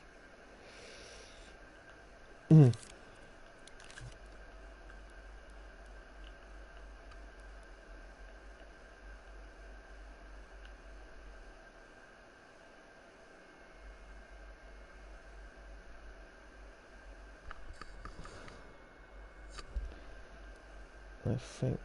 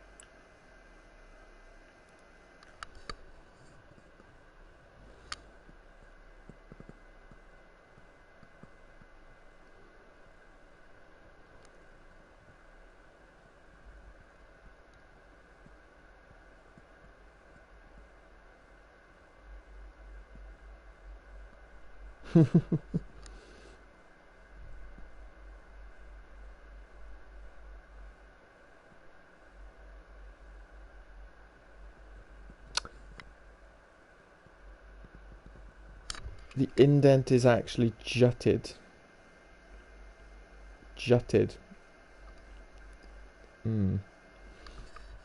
Let's have a look at the wheel arches.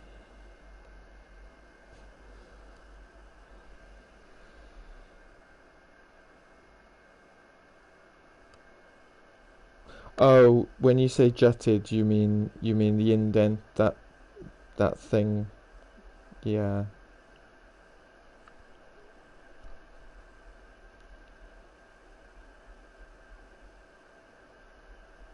I got you, yeah.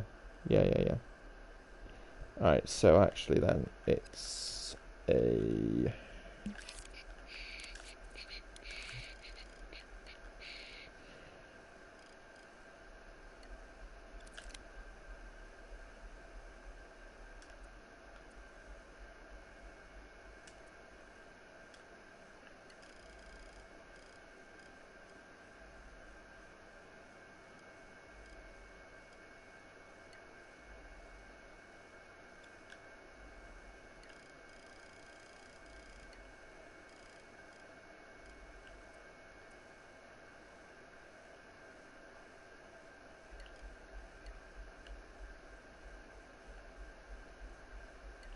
like that, but maybe not quite so out there.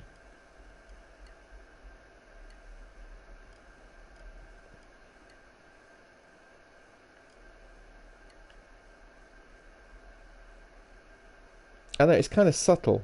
It's kind of a subtle thing, really.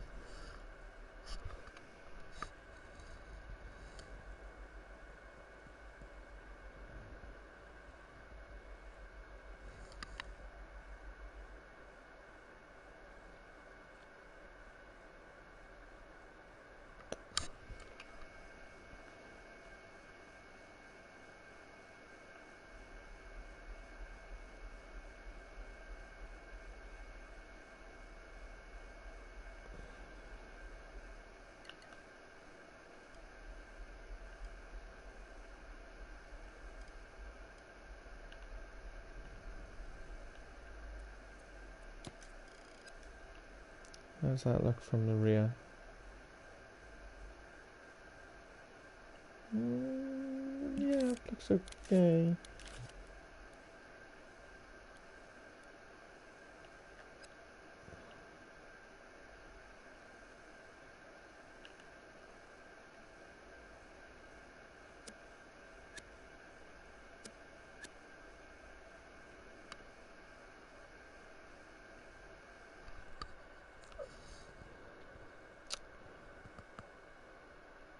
Alright, I'm gonna do the mirrors.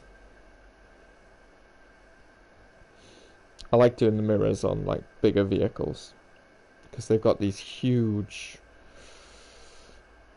bars that connect them all up.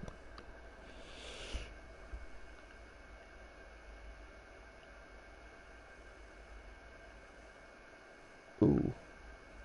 Hello. What's going on here?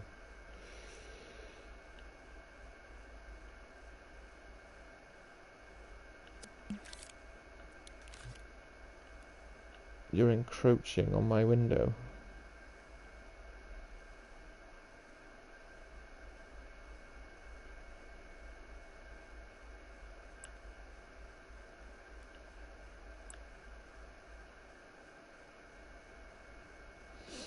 Better. Better.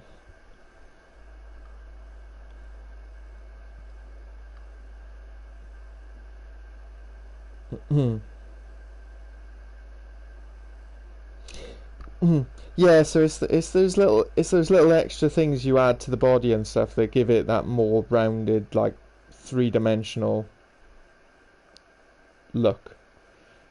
And that sort of detail is preserved when you lower the detail. You know, you can still see the remnants of it even if it's looser. It still preserves things like those indents which give it more shape. Because at the moment this is like, you know, pretty high. What was it? It's 16%. Yeah, but once I start bringing that detail down to like 1%, then those sort of things will stay. What you need to avoid doing is making things too small, like too thin. Like, you don't want to make your sculpts too thin, because when you bring the detail down, if you've got thin sculpts, then they will totally disappear. But if you make them thicker and you place them like inside the sculpt, then they won't disappear when you bring the detail down. So say you needed thin detailing, you just made it wider but stuck it in so that most of the sculpt was inside, hidden from view. And then when you did bring the detail down, you would not lose those thin details.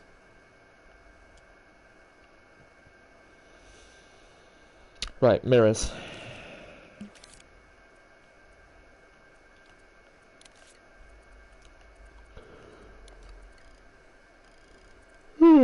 Excuse me. So, grey. Now, this is one of the things that is kind of difficult to apply that to, because with this, there's nowhere that you can hide, because it's got to be out, but it is going to be thin. So you basically make it thicker than you need, because when you bring the detail down, it will make it thinner anyway. So you sort of overcompensate.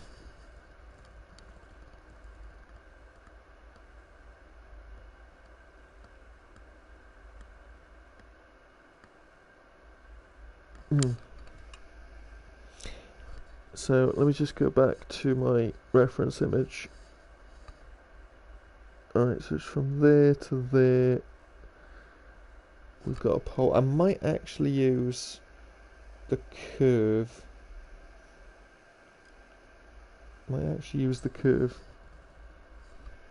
On this one. So, ooh.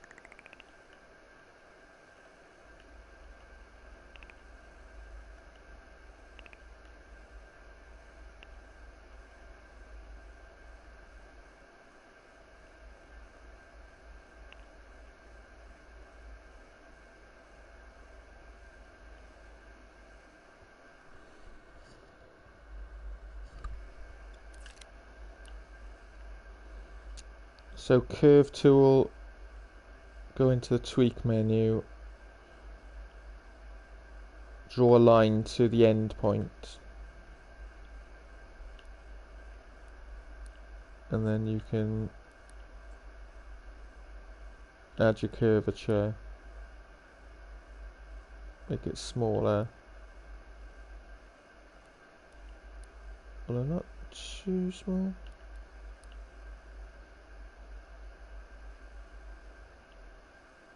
Like, curve's actually very powerful. Very powerful tool. But it can sometimes be tricky to use.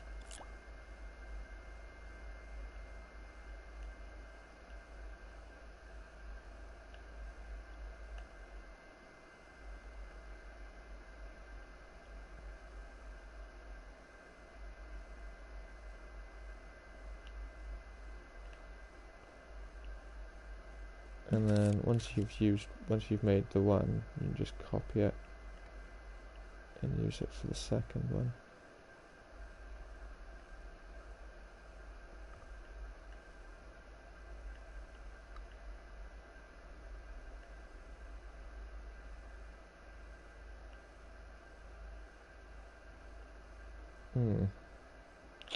That's annoying.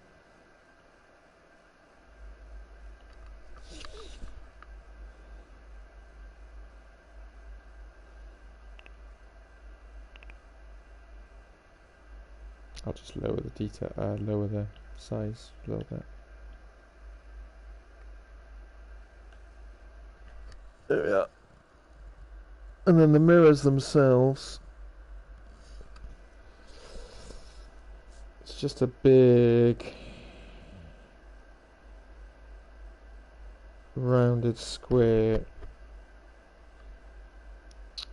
Well, there's actually two.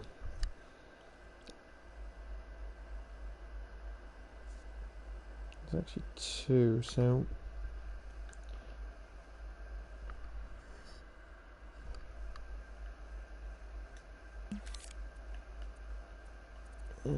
go back to.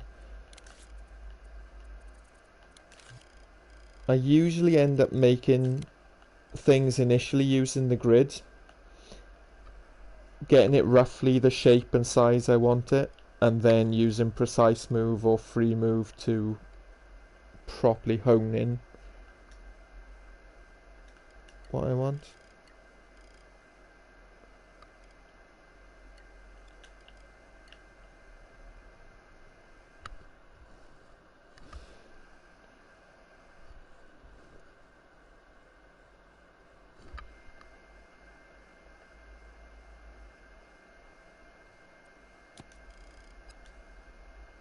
So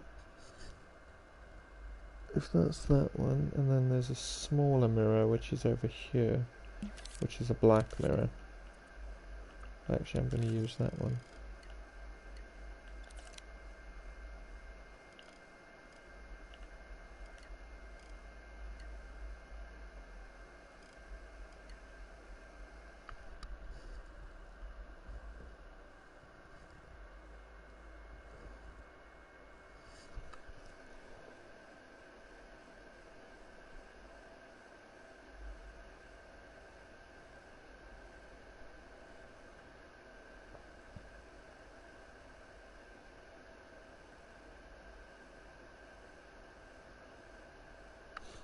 Okay. Before I go any further, the mirror is actually further back.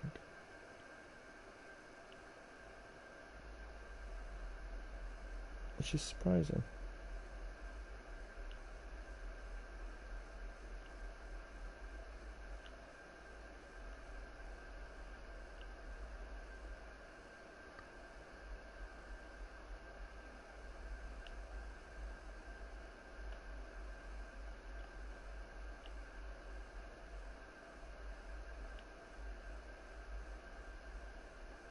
See, I don't understand how the mirror's there. If where they sat.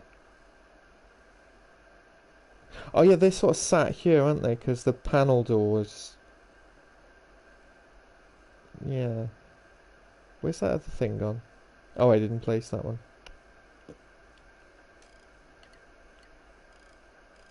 Okay. That one can have a little bit of blend. Just a little.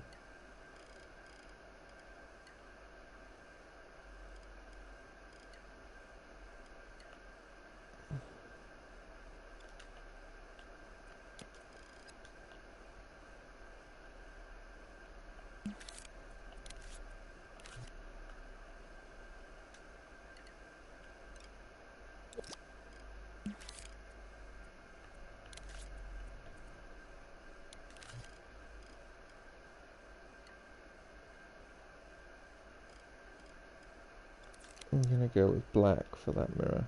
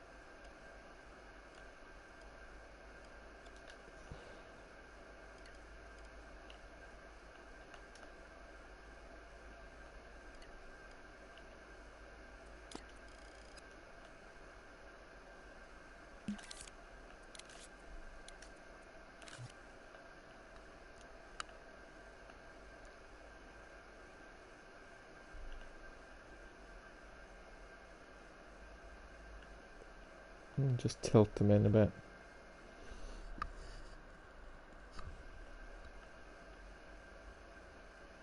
That one can stay there.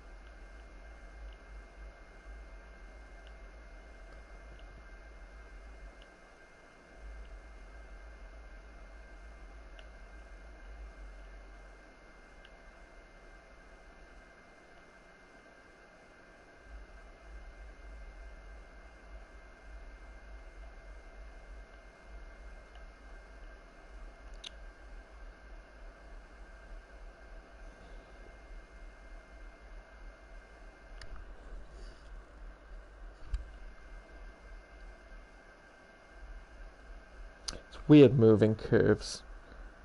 There's a bit of a delay every time you move it. It's not like when you're moving other objects where you're seeing it in real time. It's like it's a half-second delay where it's almost like processing the move.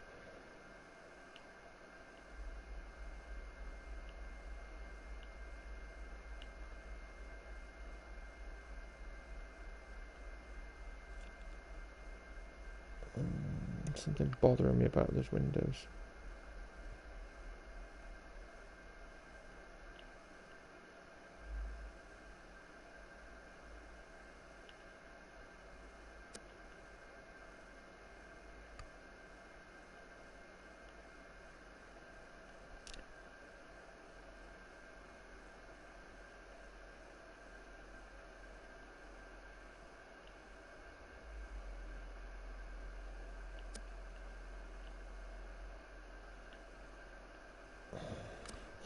I hate little things like that. You probably can't even notice that on the stream because the quality is not necessarily going to be high enough, but there's like a really small difference between the indentation of the triangle and the rounded cube. But I'm not going to worry about it because it'll disappear once I lower the detail. That's one of the things that I've learned to deal with a bit better as I've got more experience of doing this, is that sometimes the little imperfections that annoy me disappear because they're only there because it's such high detail. And as it's never going to be that high detail,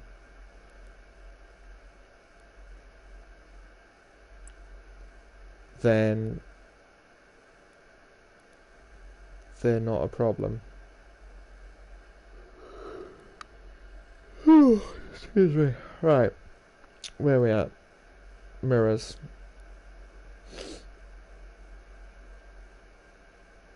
This could also be the start of a school bus. Could like elongate it. Get yourself a school bus.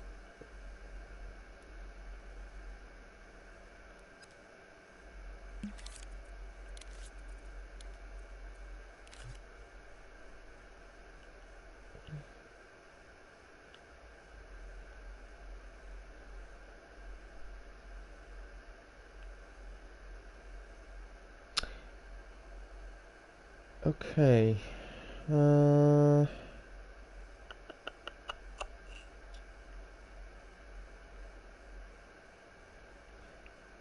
It's at this point that I usually end up sticking some wheels in just to see size-wise. And these are just placeholders. These are literally so I can just see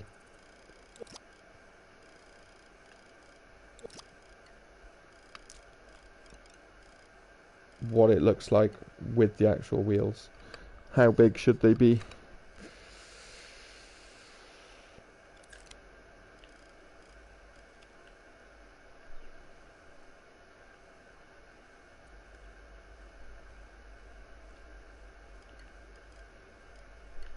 But it helps you to get a better understanding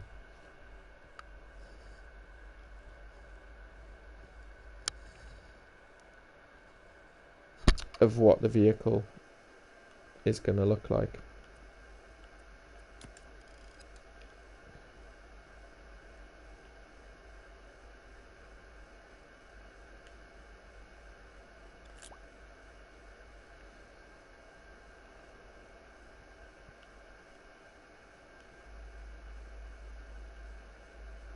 Okay, that's pretty good.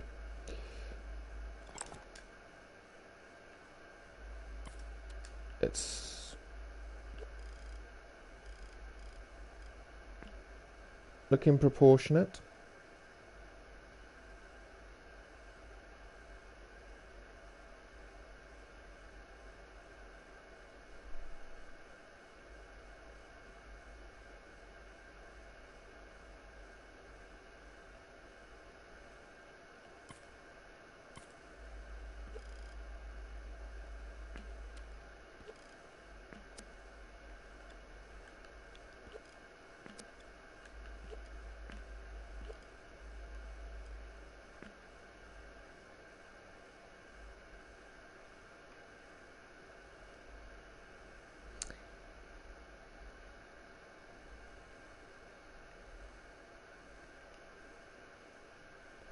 Yeah, because there's nothing on the wheel arches. The wheel arches are just in. They're just cutouts. They're not. They haven't got any.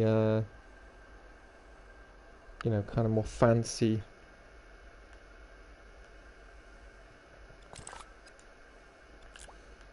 stuff going on.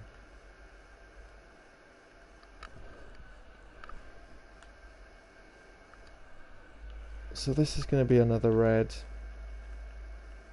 brake type light. So that's going to be red. I paint it. And let's turn mirror off.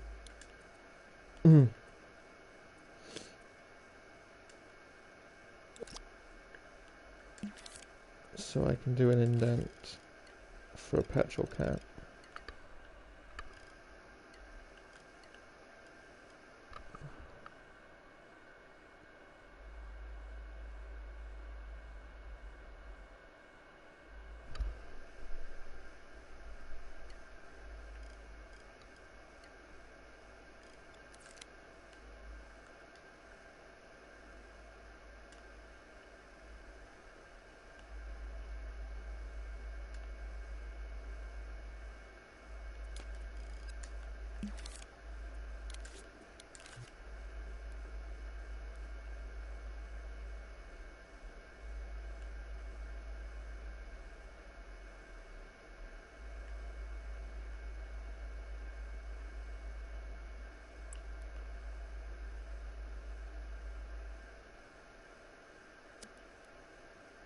Yeah, let's keep it like that.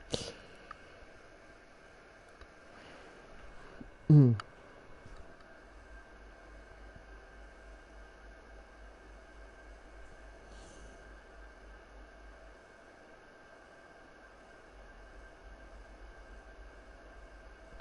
I follow the design rule of three-wheel distance between wheels?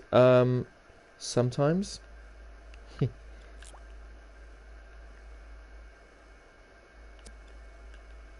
But not with this one. This one I just kind of eyeballed because I was eyeballing the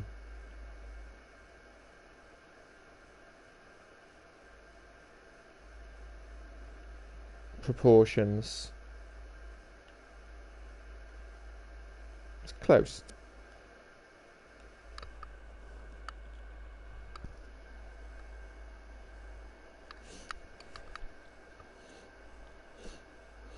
I think looking at this van, the wheelbase is slightly strange just because the front wheel is very far forward and the rear wheel is not.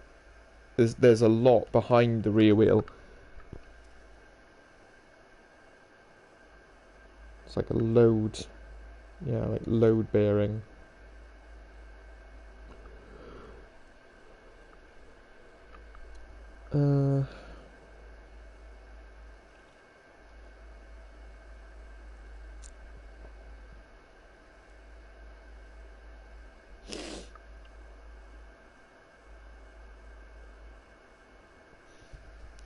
Let's see, there's a little... Get the mirror back on. Oh shit, we got the mirror on. Oh, God damn, I thought I turned the mirror off. When I put that in, I thought I turned the mirror off.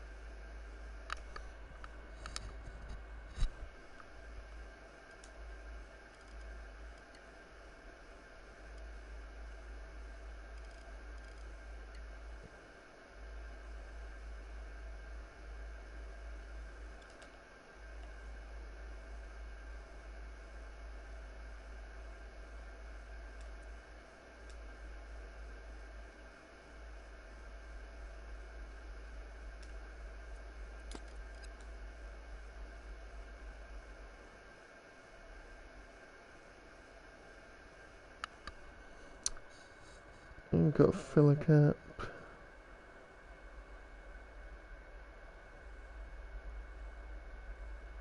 Oh, there's a little bumper on the back. Let's get the little bumper on the back.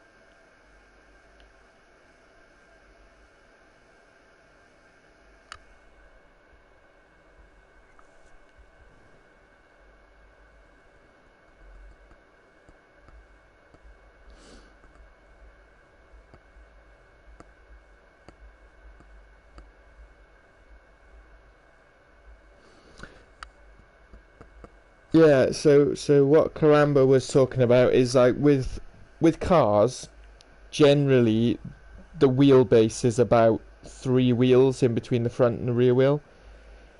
With trucks and stuff, it's not as important because they have, like, you know, the way that they're structured, they're like longer wheelbase and stuff. But with cars, it's generally a good rule of thumb. And then with the width, you will, yeah, the wider the tires, the more grip they've got basically. But obviously, the more grip, the more power they're having to use, which means more consumption of gas. So trucks will have wider tyres, cars will have skinnier tyres, vans will tend to have quite skinny tyres, unless they're designed to carry really heavy loads.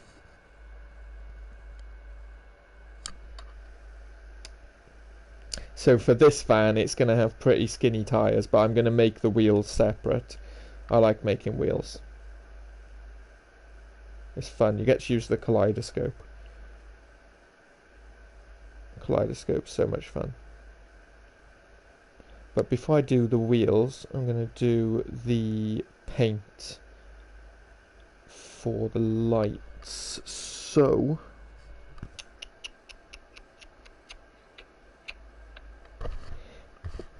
yeah, these are very skinny, but these are just placeholders, just so I can see what it looks like from the side.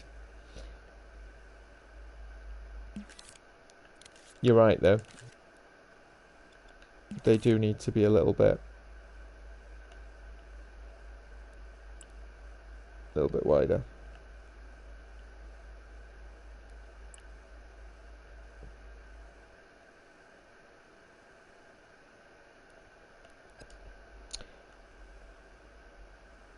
Right.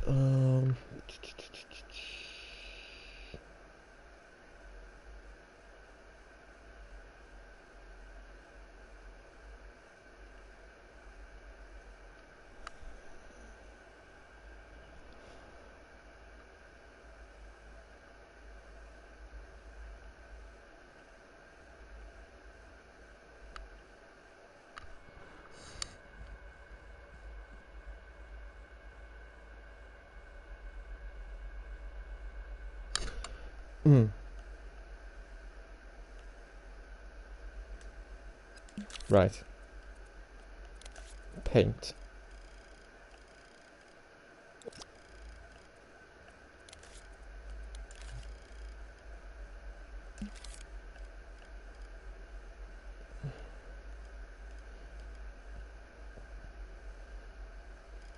So, this is a reference block. The only reason I'm putting this down is so I've got a reference point to place my first paint stroke, because I want to use mirror with the paint, and paint works exactly the same way. So the first stroke of paint that you put down is your center.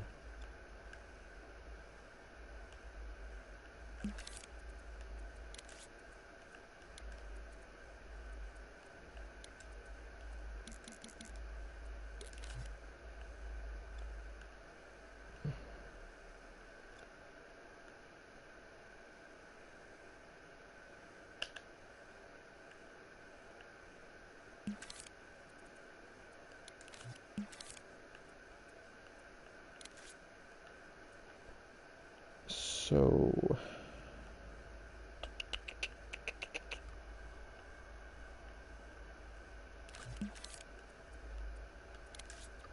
we want white circles.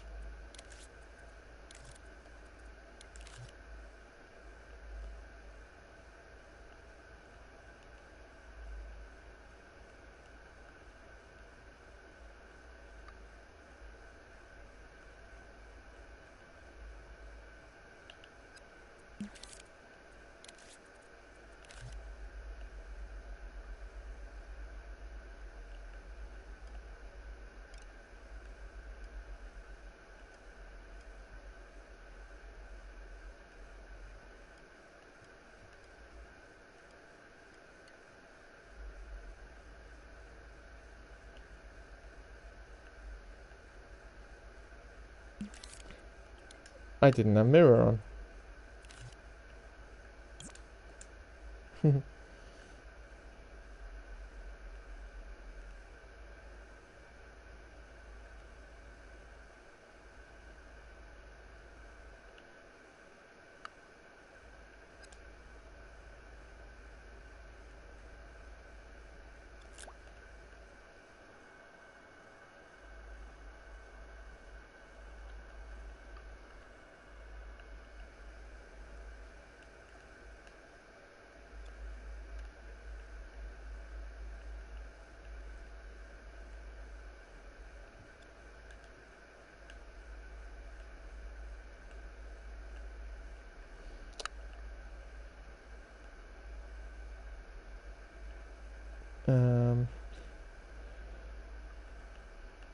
Square.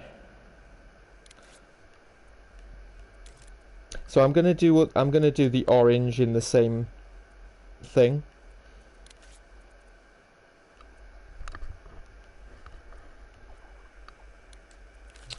The reason I'm doing that is because most of the time you're gonna just use these as static vehicles. But if you wanted to use the lights, then you could always make the orange, redo the orange separately.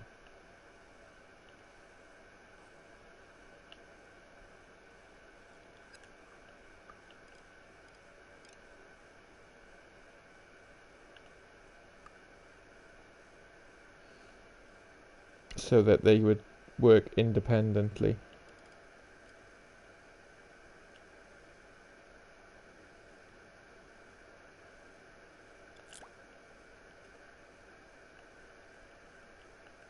However, in the interests of low-thermo-ness,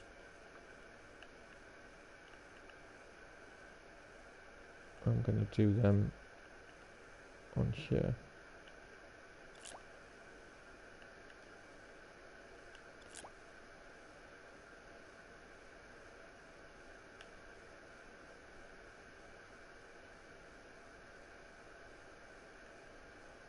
And then we need some red ones. Oh wait, we had some orange ones over there as well.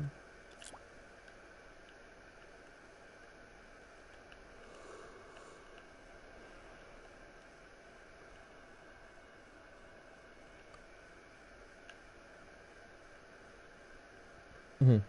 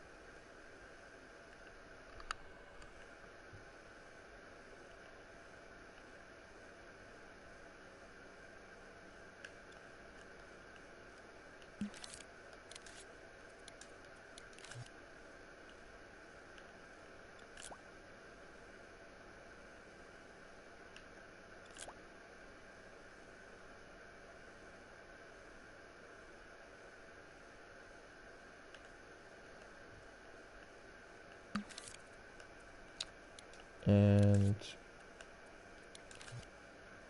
circles.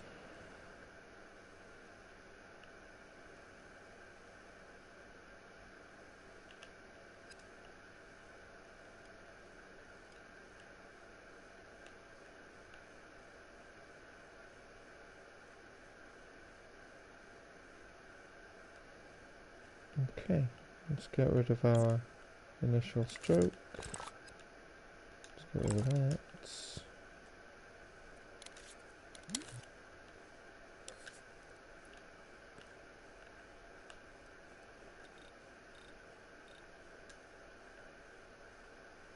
Yeah, so you see they're all in the same paint stroke, so they all come on together, but depending on what use you wanted for them, you could always copy the sculpt and then just delete what you didn't want. Copy the layer rather and delete what you didn't need in each one. Oh, that's bright. So it's always a good idea to bring down the impasto, which makes them all nice and smooth.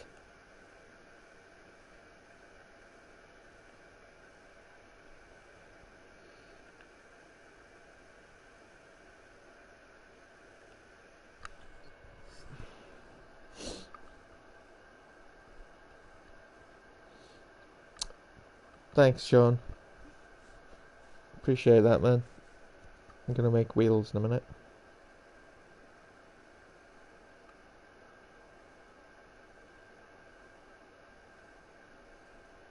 So I'm just looking at these lights.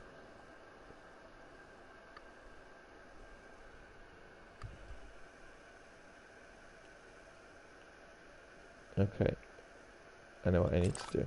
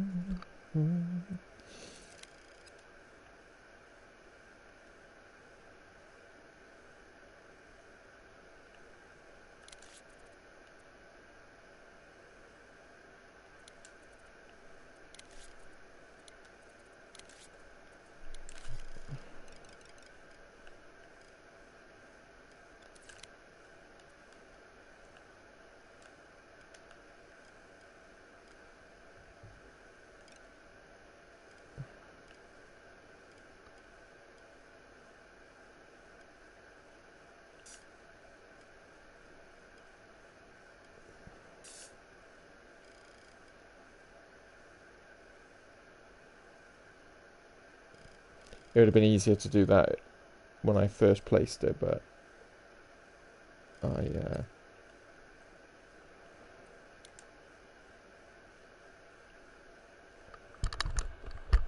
didn't see it. And then nope, not that.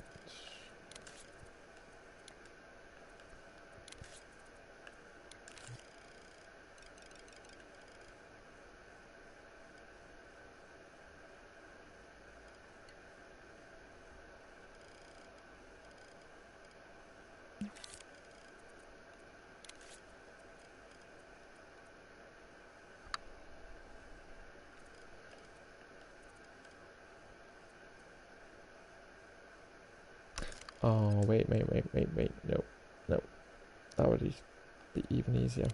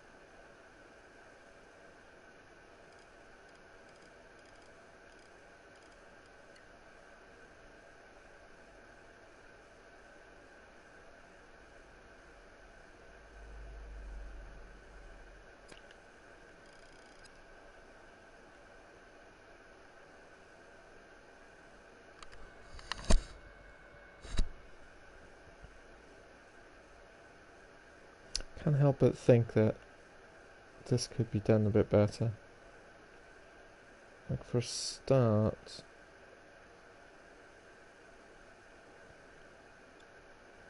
okay, for a start everything needs to be pulled forward.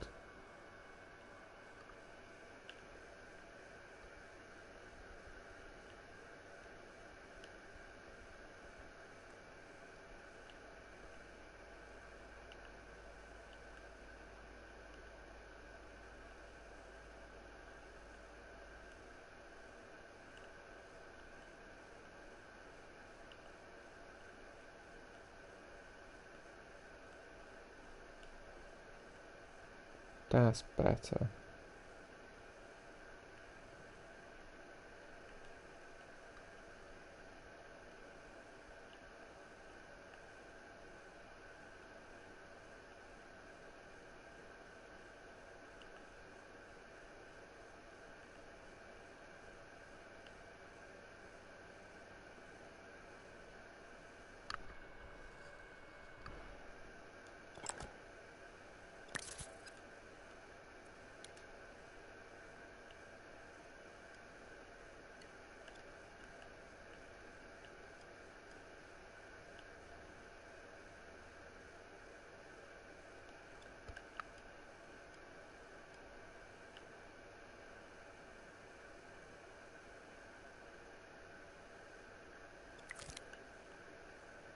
Oh yeah.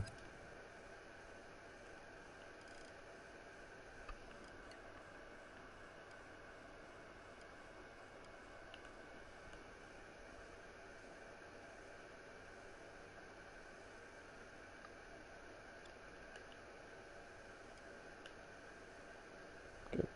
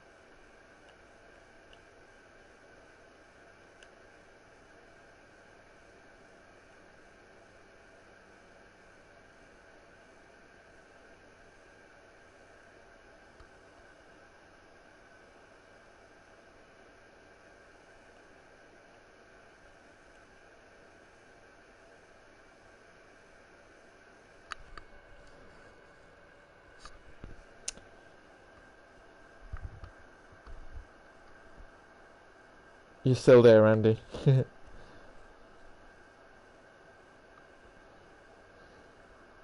Alright, so...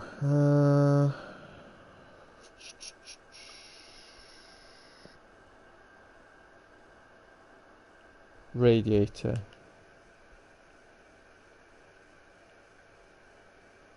What can I do with this radiator?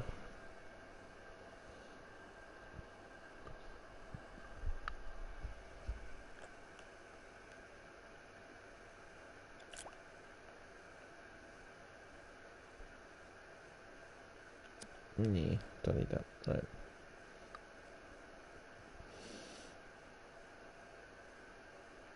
It does look like the back of a school bus.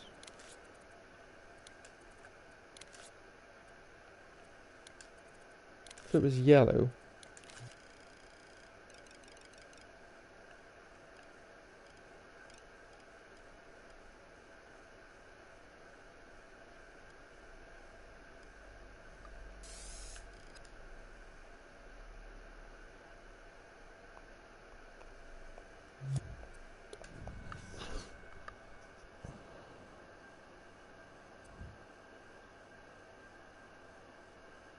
I think it might be time to move on to the wheels.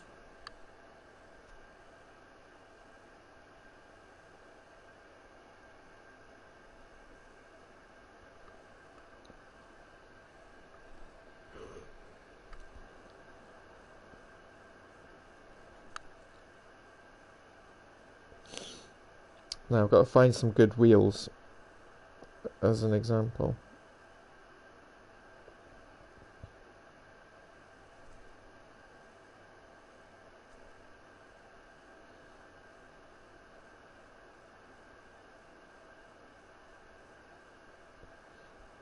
Oh, hang on. Rivets. Oh.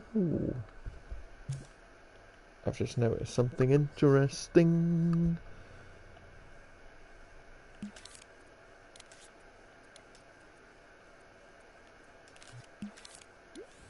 About these. They're indented.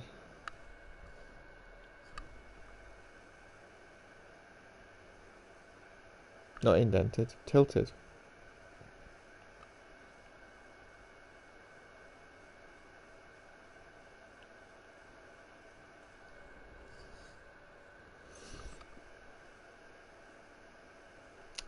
And there are...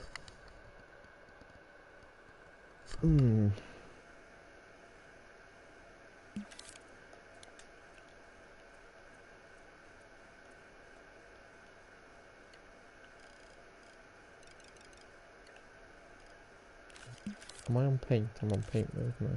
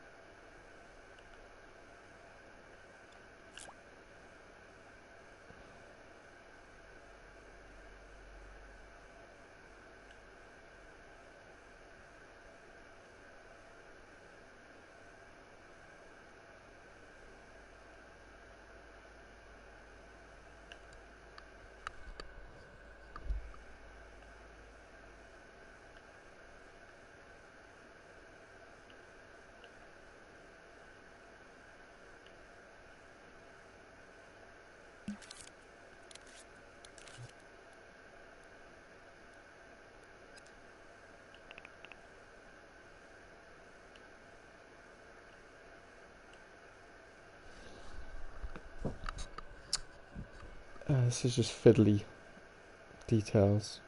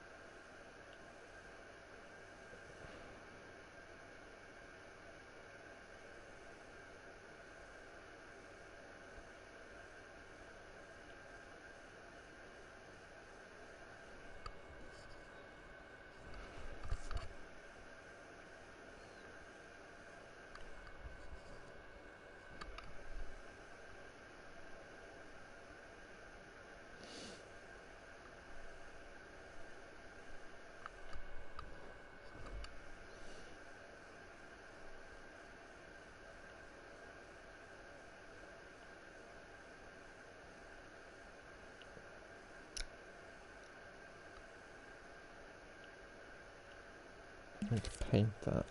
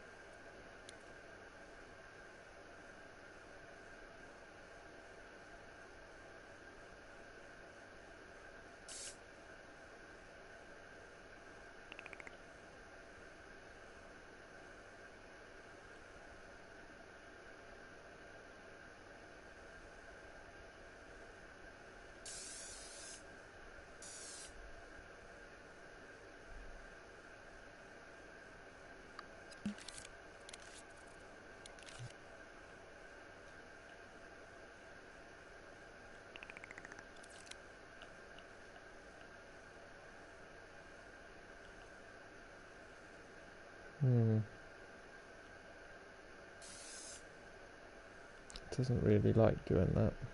White.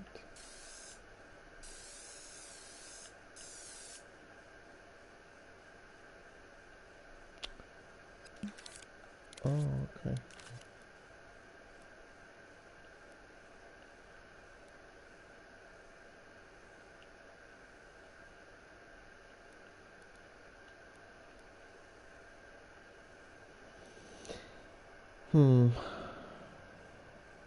I don't know about that.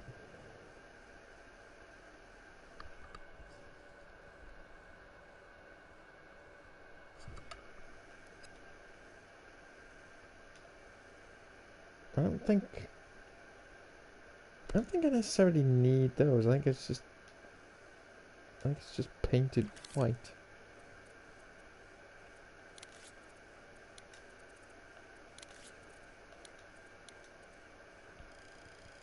I think I'm perhaps just overcomplicating that.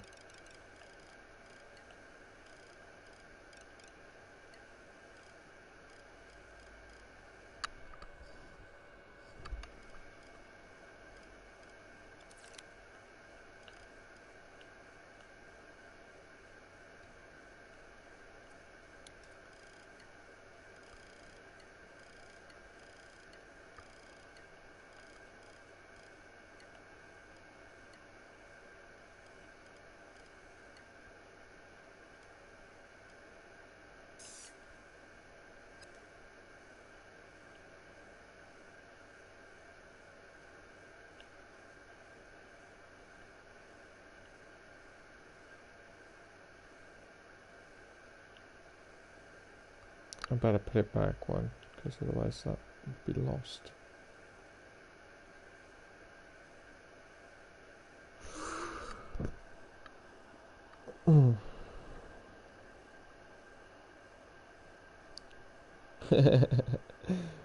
Chrome 22-inch.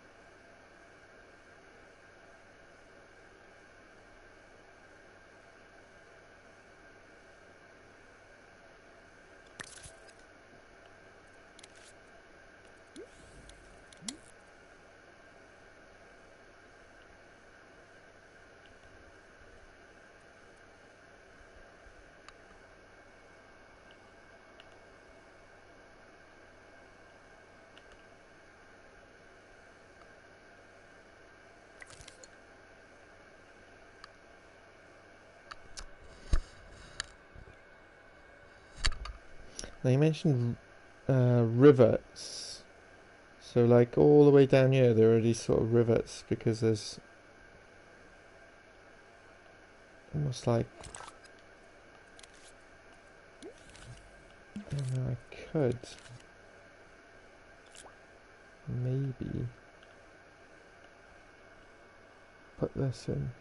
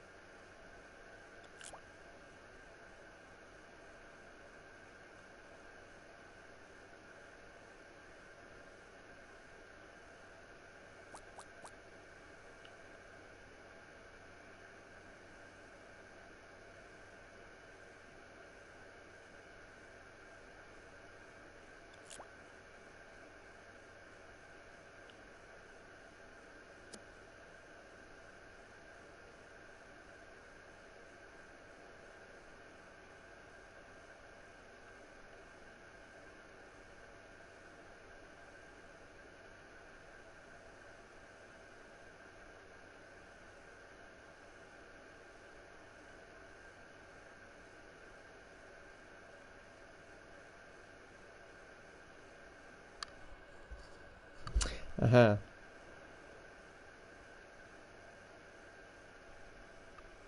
Oh, damn, it's a bit late for that. Actually, it's not. No, it's not a bit late.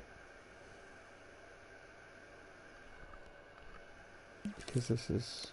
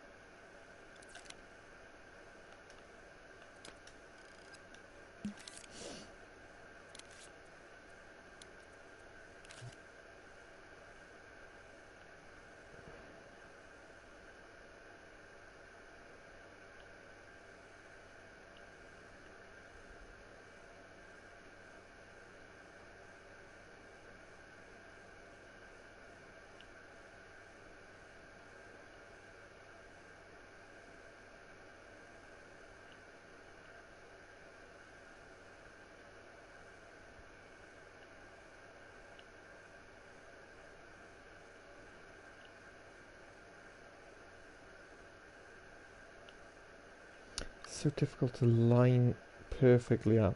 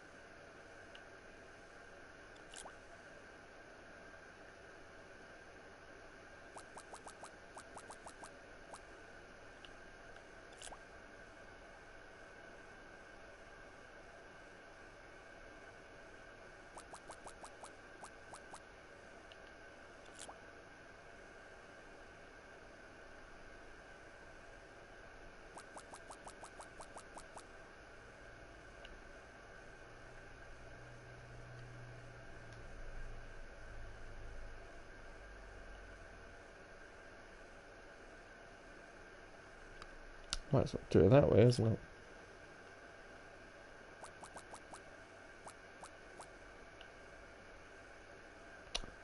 Son of a bitch.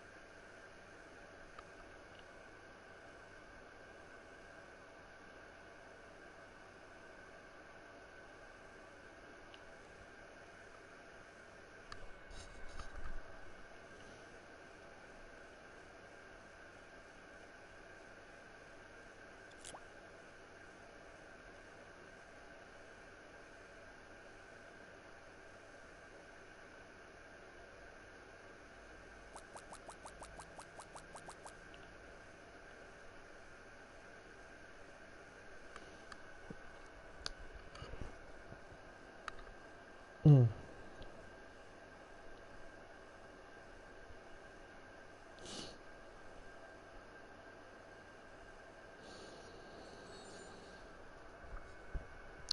Yeah, I'm not like half an hour with you, how quick you are with your trees, you know, just like banging them out one every few minutes. But yeah, I feel it's worth it in the end. I just try and get it right, you know, and I obsess over the little details.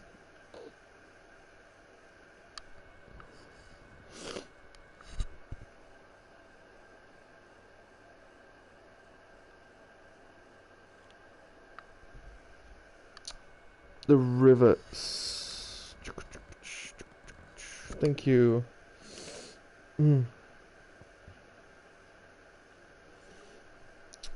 I need some of these.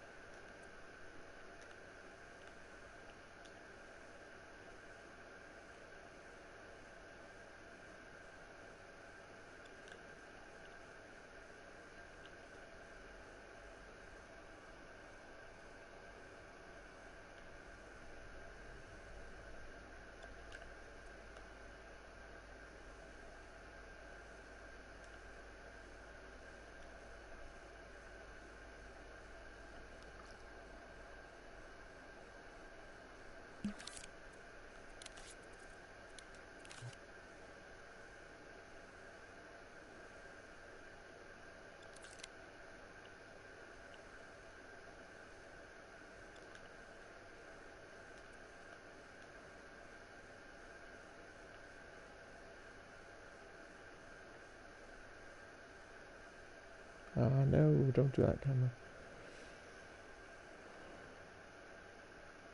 Why does camera do that? It forces you into a certain direction no matter what you press.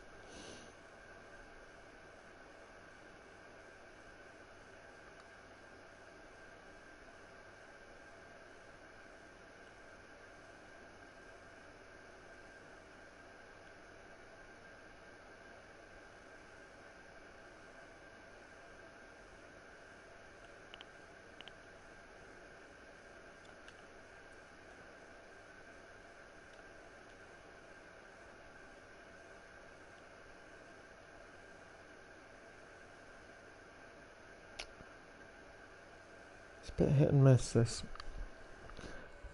I'm trying to round like such a small part.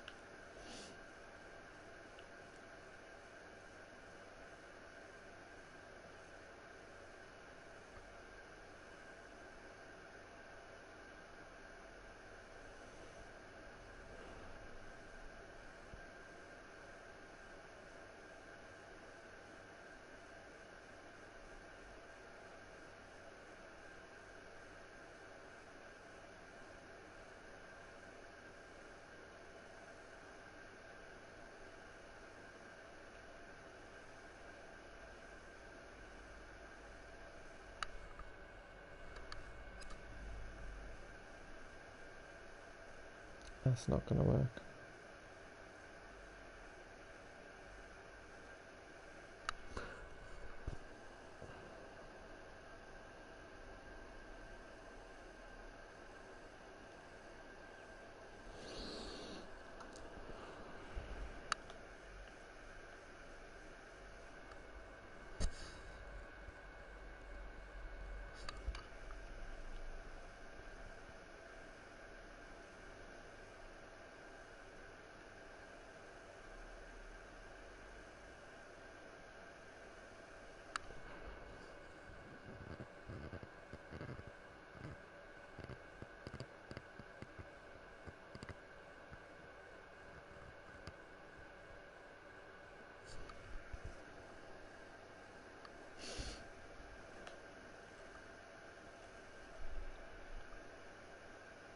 Right, I might do the wheels now.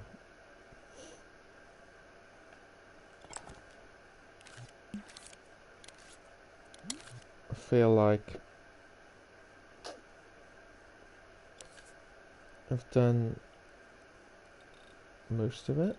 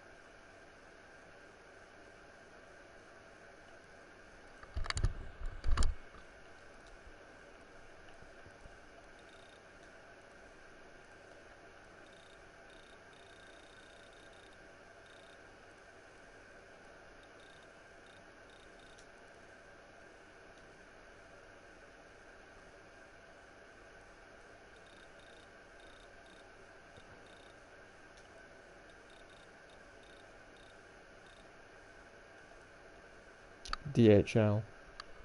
Or UPS, not DHL. UPS.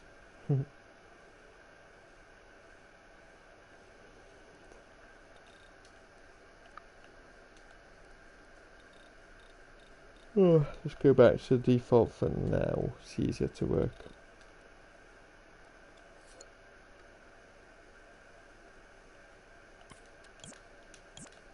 Let's get rid of those guys.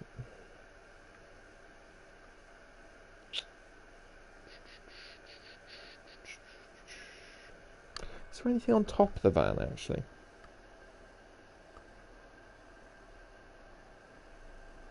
Oh.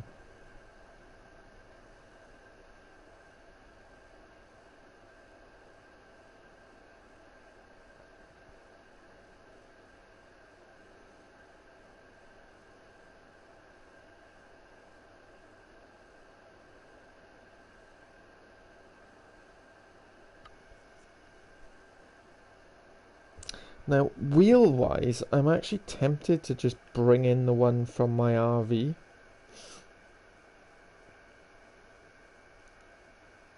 But maybe I'll just make these ones which are sort of like that. Yeah. Maybe I'll do that.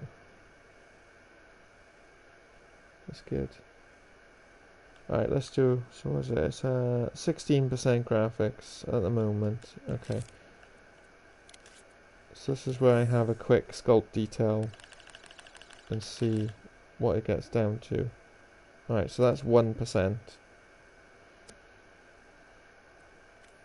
That's 2%.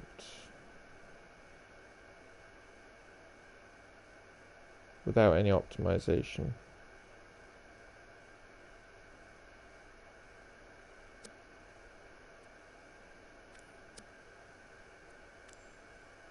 Two. 1.43. Yeah. See, 2% is a lie.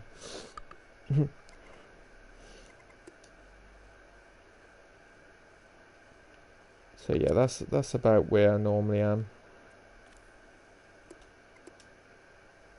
That one's at 2.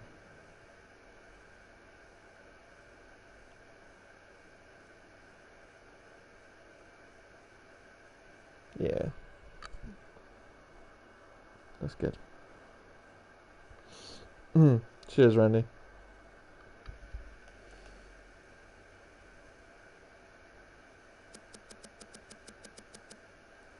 Oops. Alright, wheels. Let's save it first. Let's save...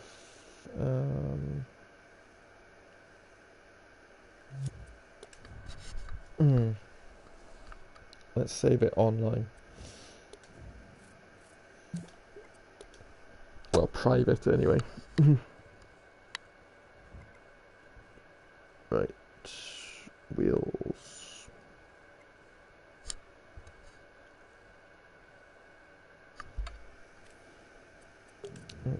Just for a minute, I'm just gonna exit and go back in. Just wanna have a look.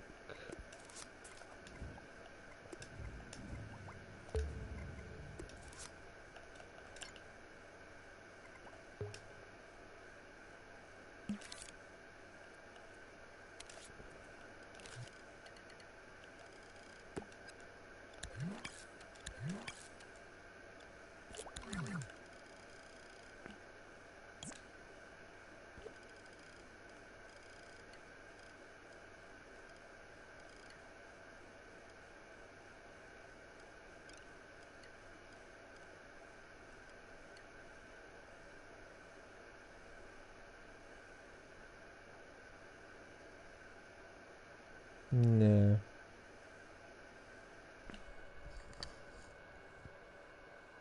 I see, yeah, it's sort of actually. From the front it is.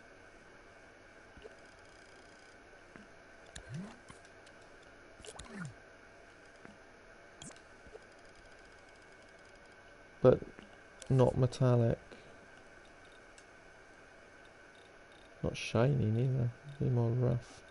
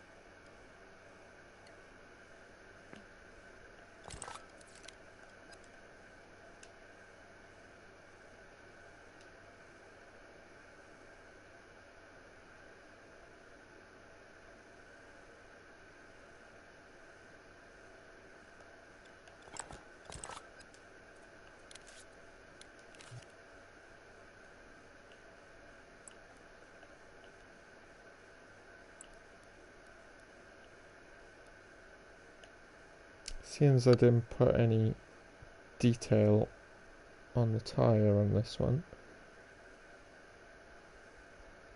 That will actually work quite nicely.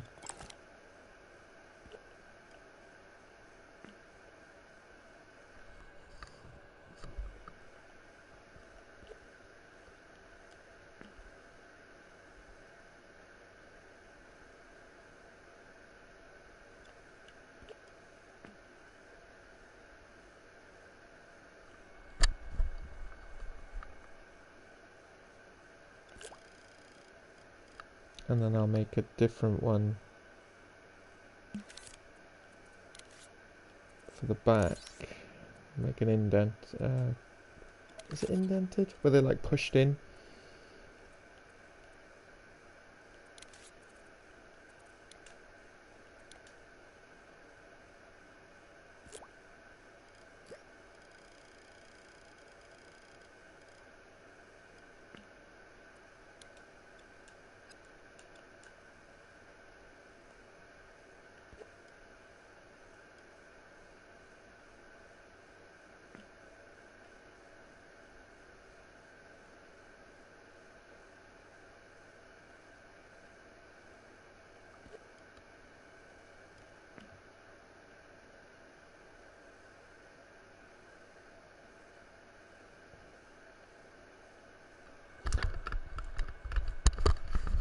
I'll add some axles and underside after.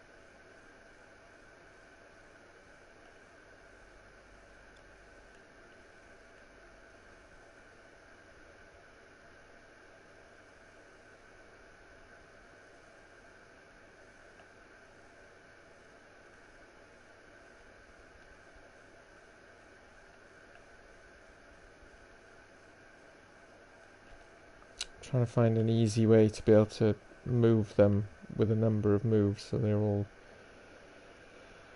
right. First 1, 2, 3.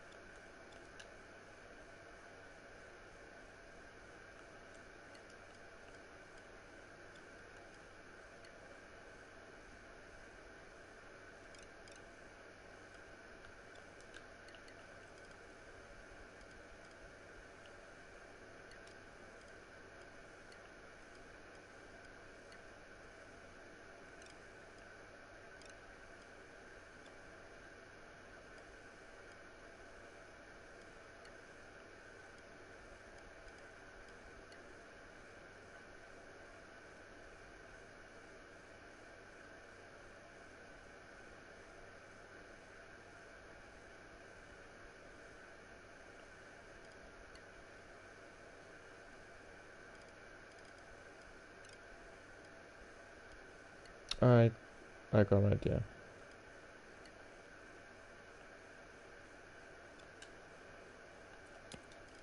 I'm gonna get rid of these.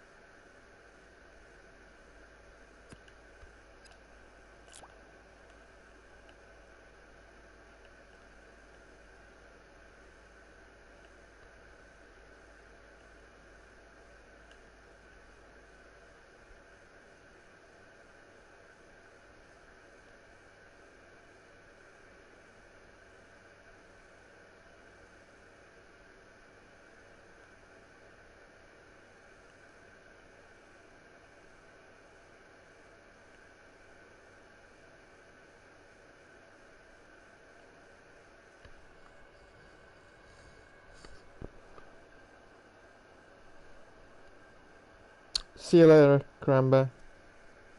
Cheers for stopping by, man. Take it easy. Right. Yeah, that's okay. There's a wheel.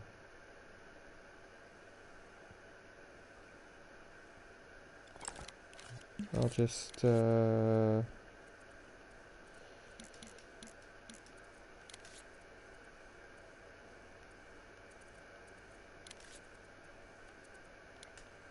live clone this one.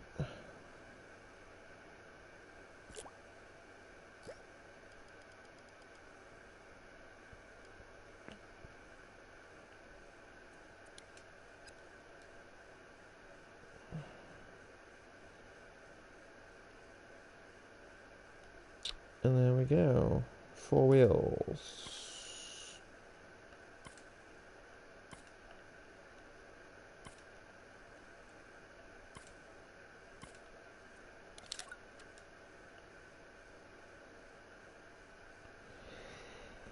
And now it's all left to do is axle and underside, which I always kind of wing, to be honest.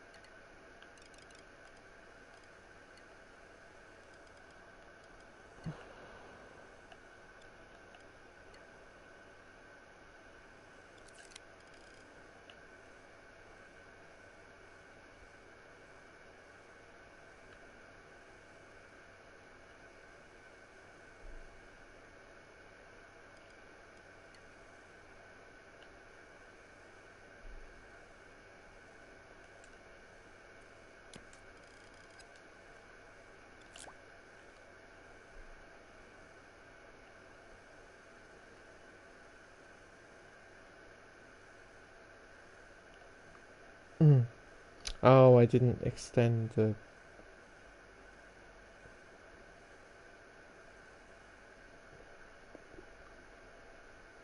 Hang on, are they wide? Yeah, they're wide. How come...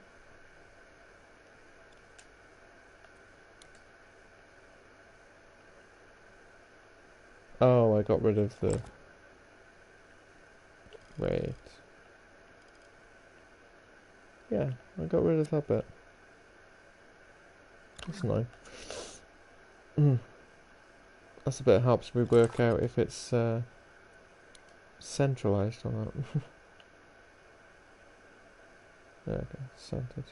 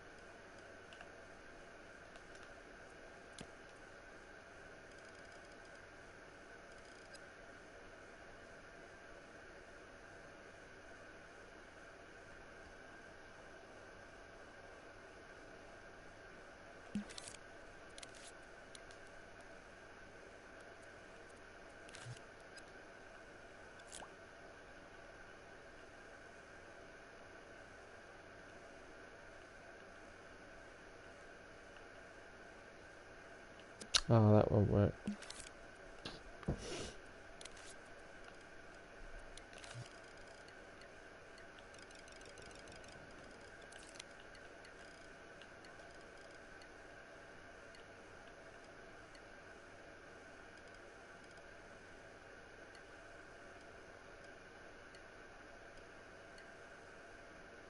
I'm not sure where the exhaust actually is, because I can't see the exhaust on anything.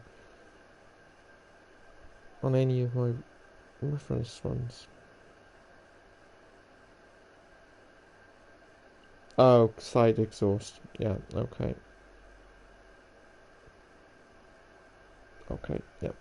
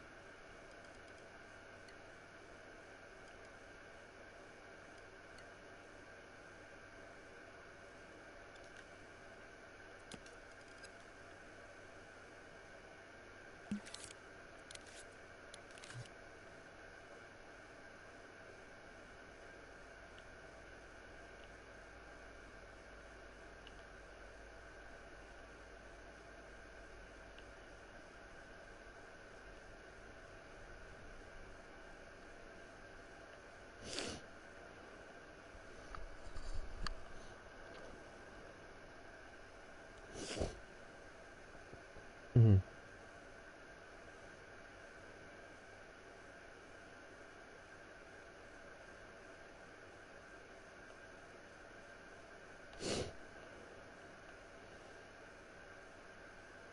And there we go. I think fundamentally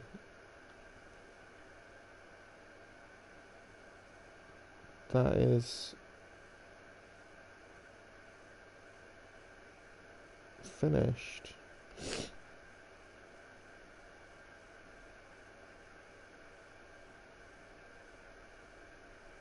As your base fan.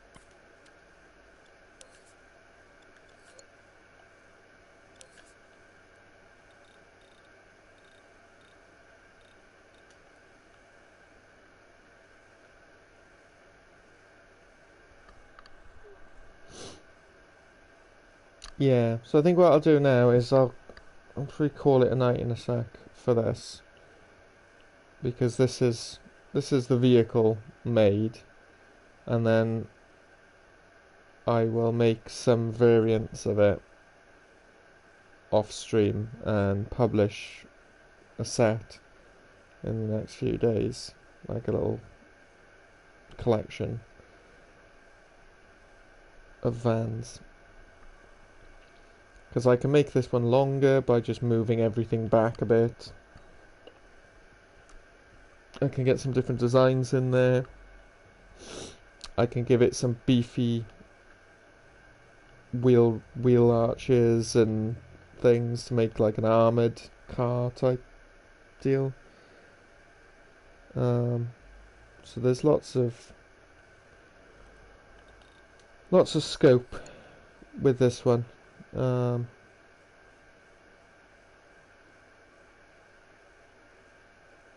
But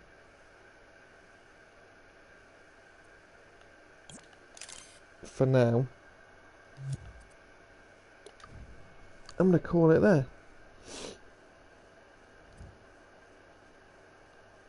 That's taken me 4 hours to make that. So not fast. Not fast at all. But hopefully watching me do that, you've learned a few things that maybe you didn't know about the sculpting or technique or whatnot. And yeah, I will export this video off to my YouTube channel so it's there if anyone wants to go back to it at a later date, to see something again, or if you just missed part of it. But let's go ahead and call it a night, and let's drop in on Lee's lady.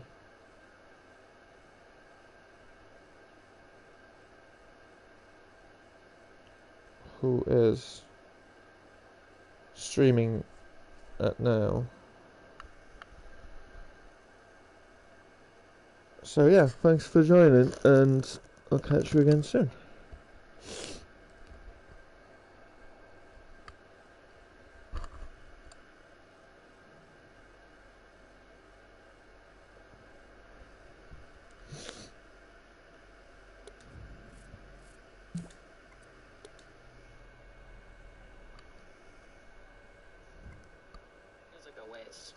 What's going on? What's happening? Atheist SW! Welcome, welcome, welcome! Hey, we got atheist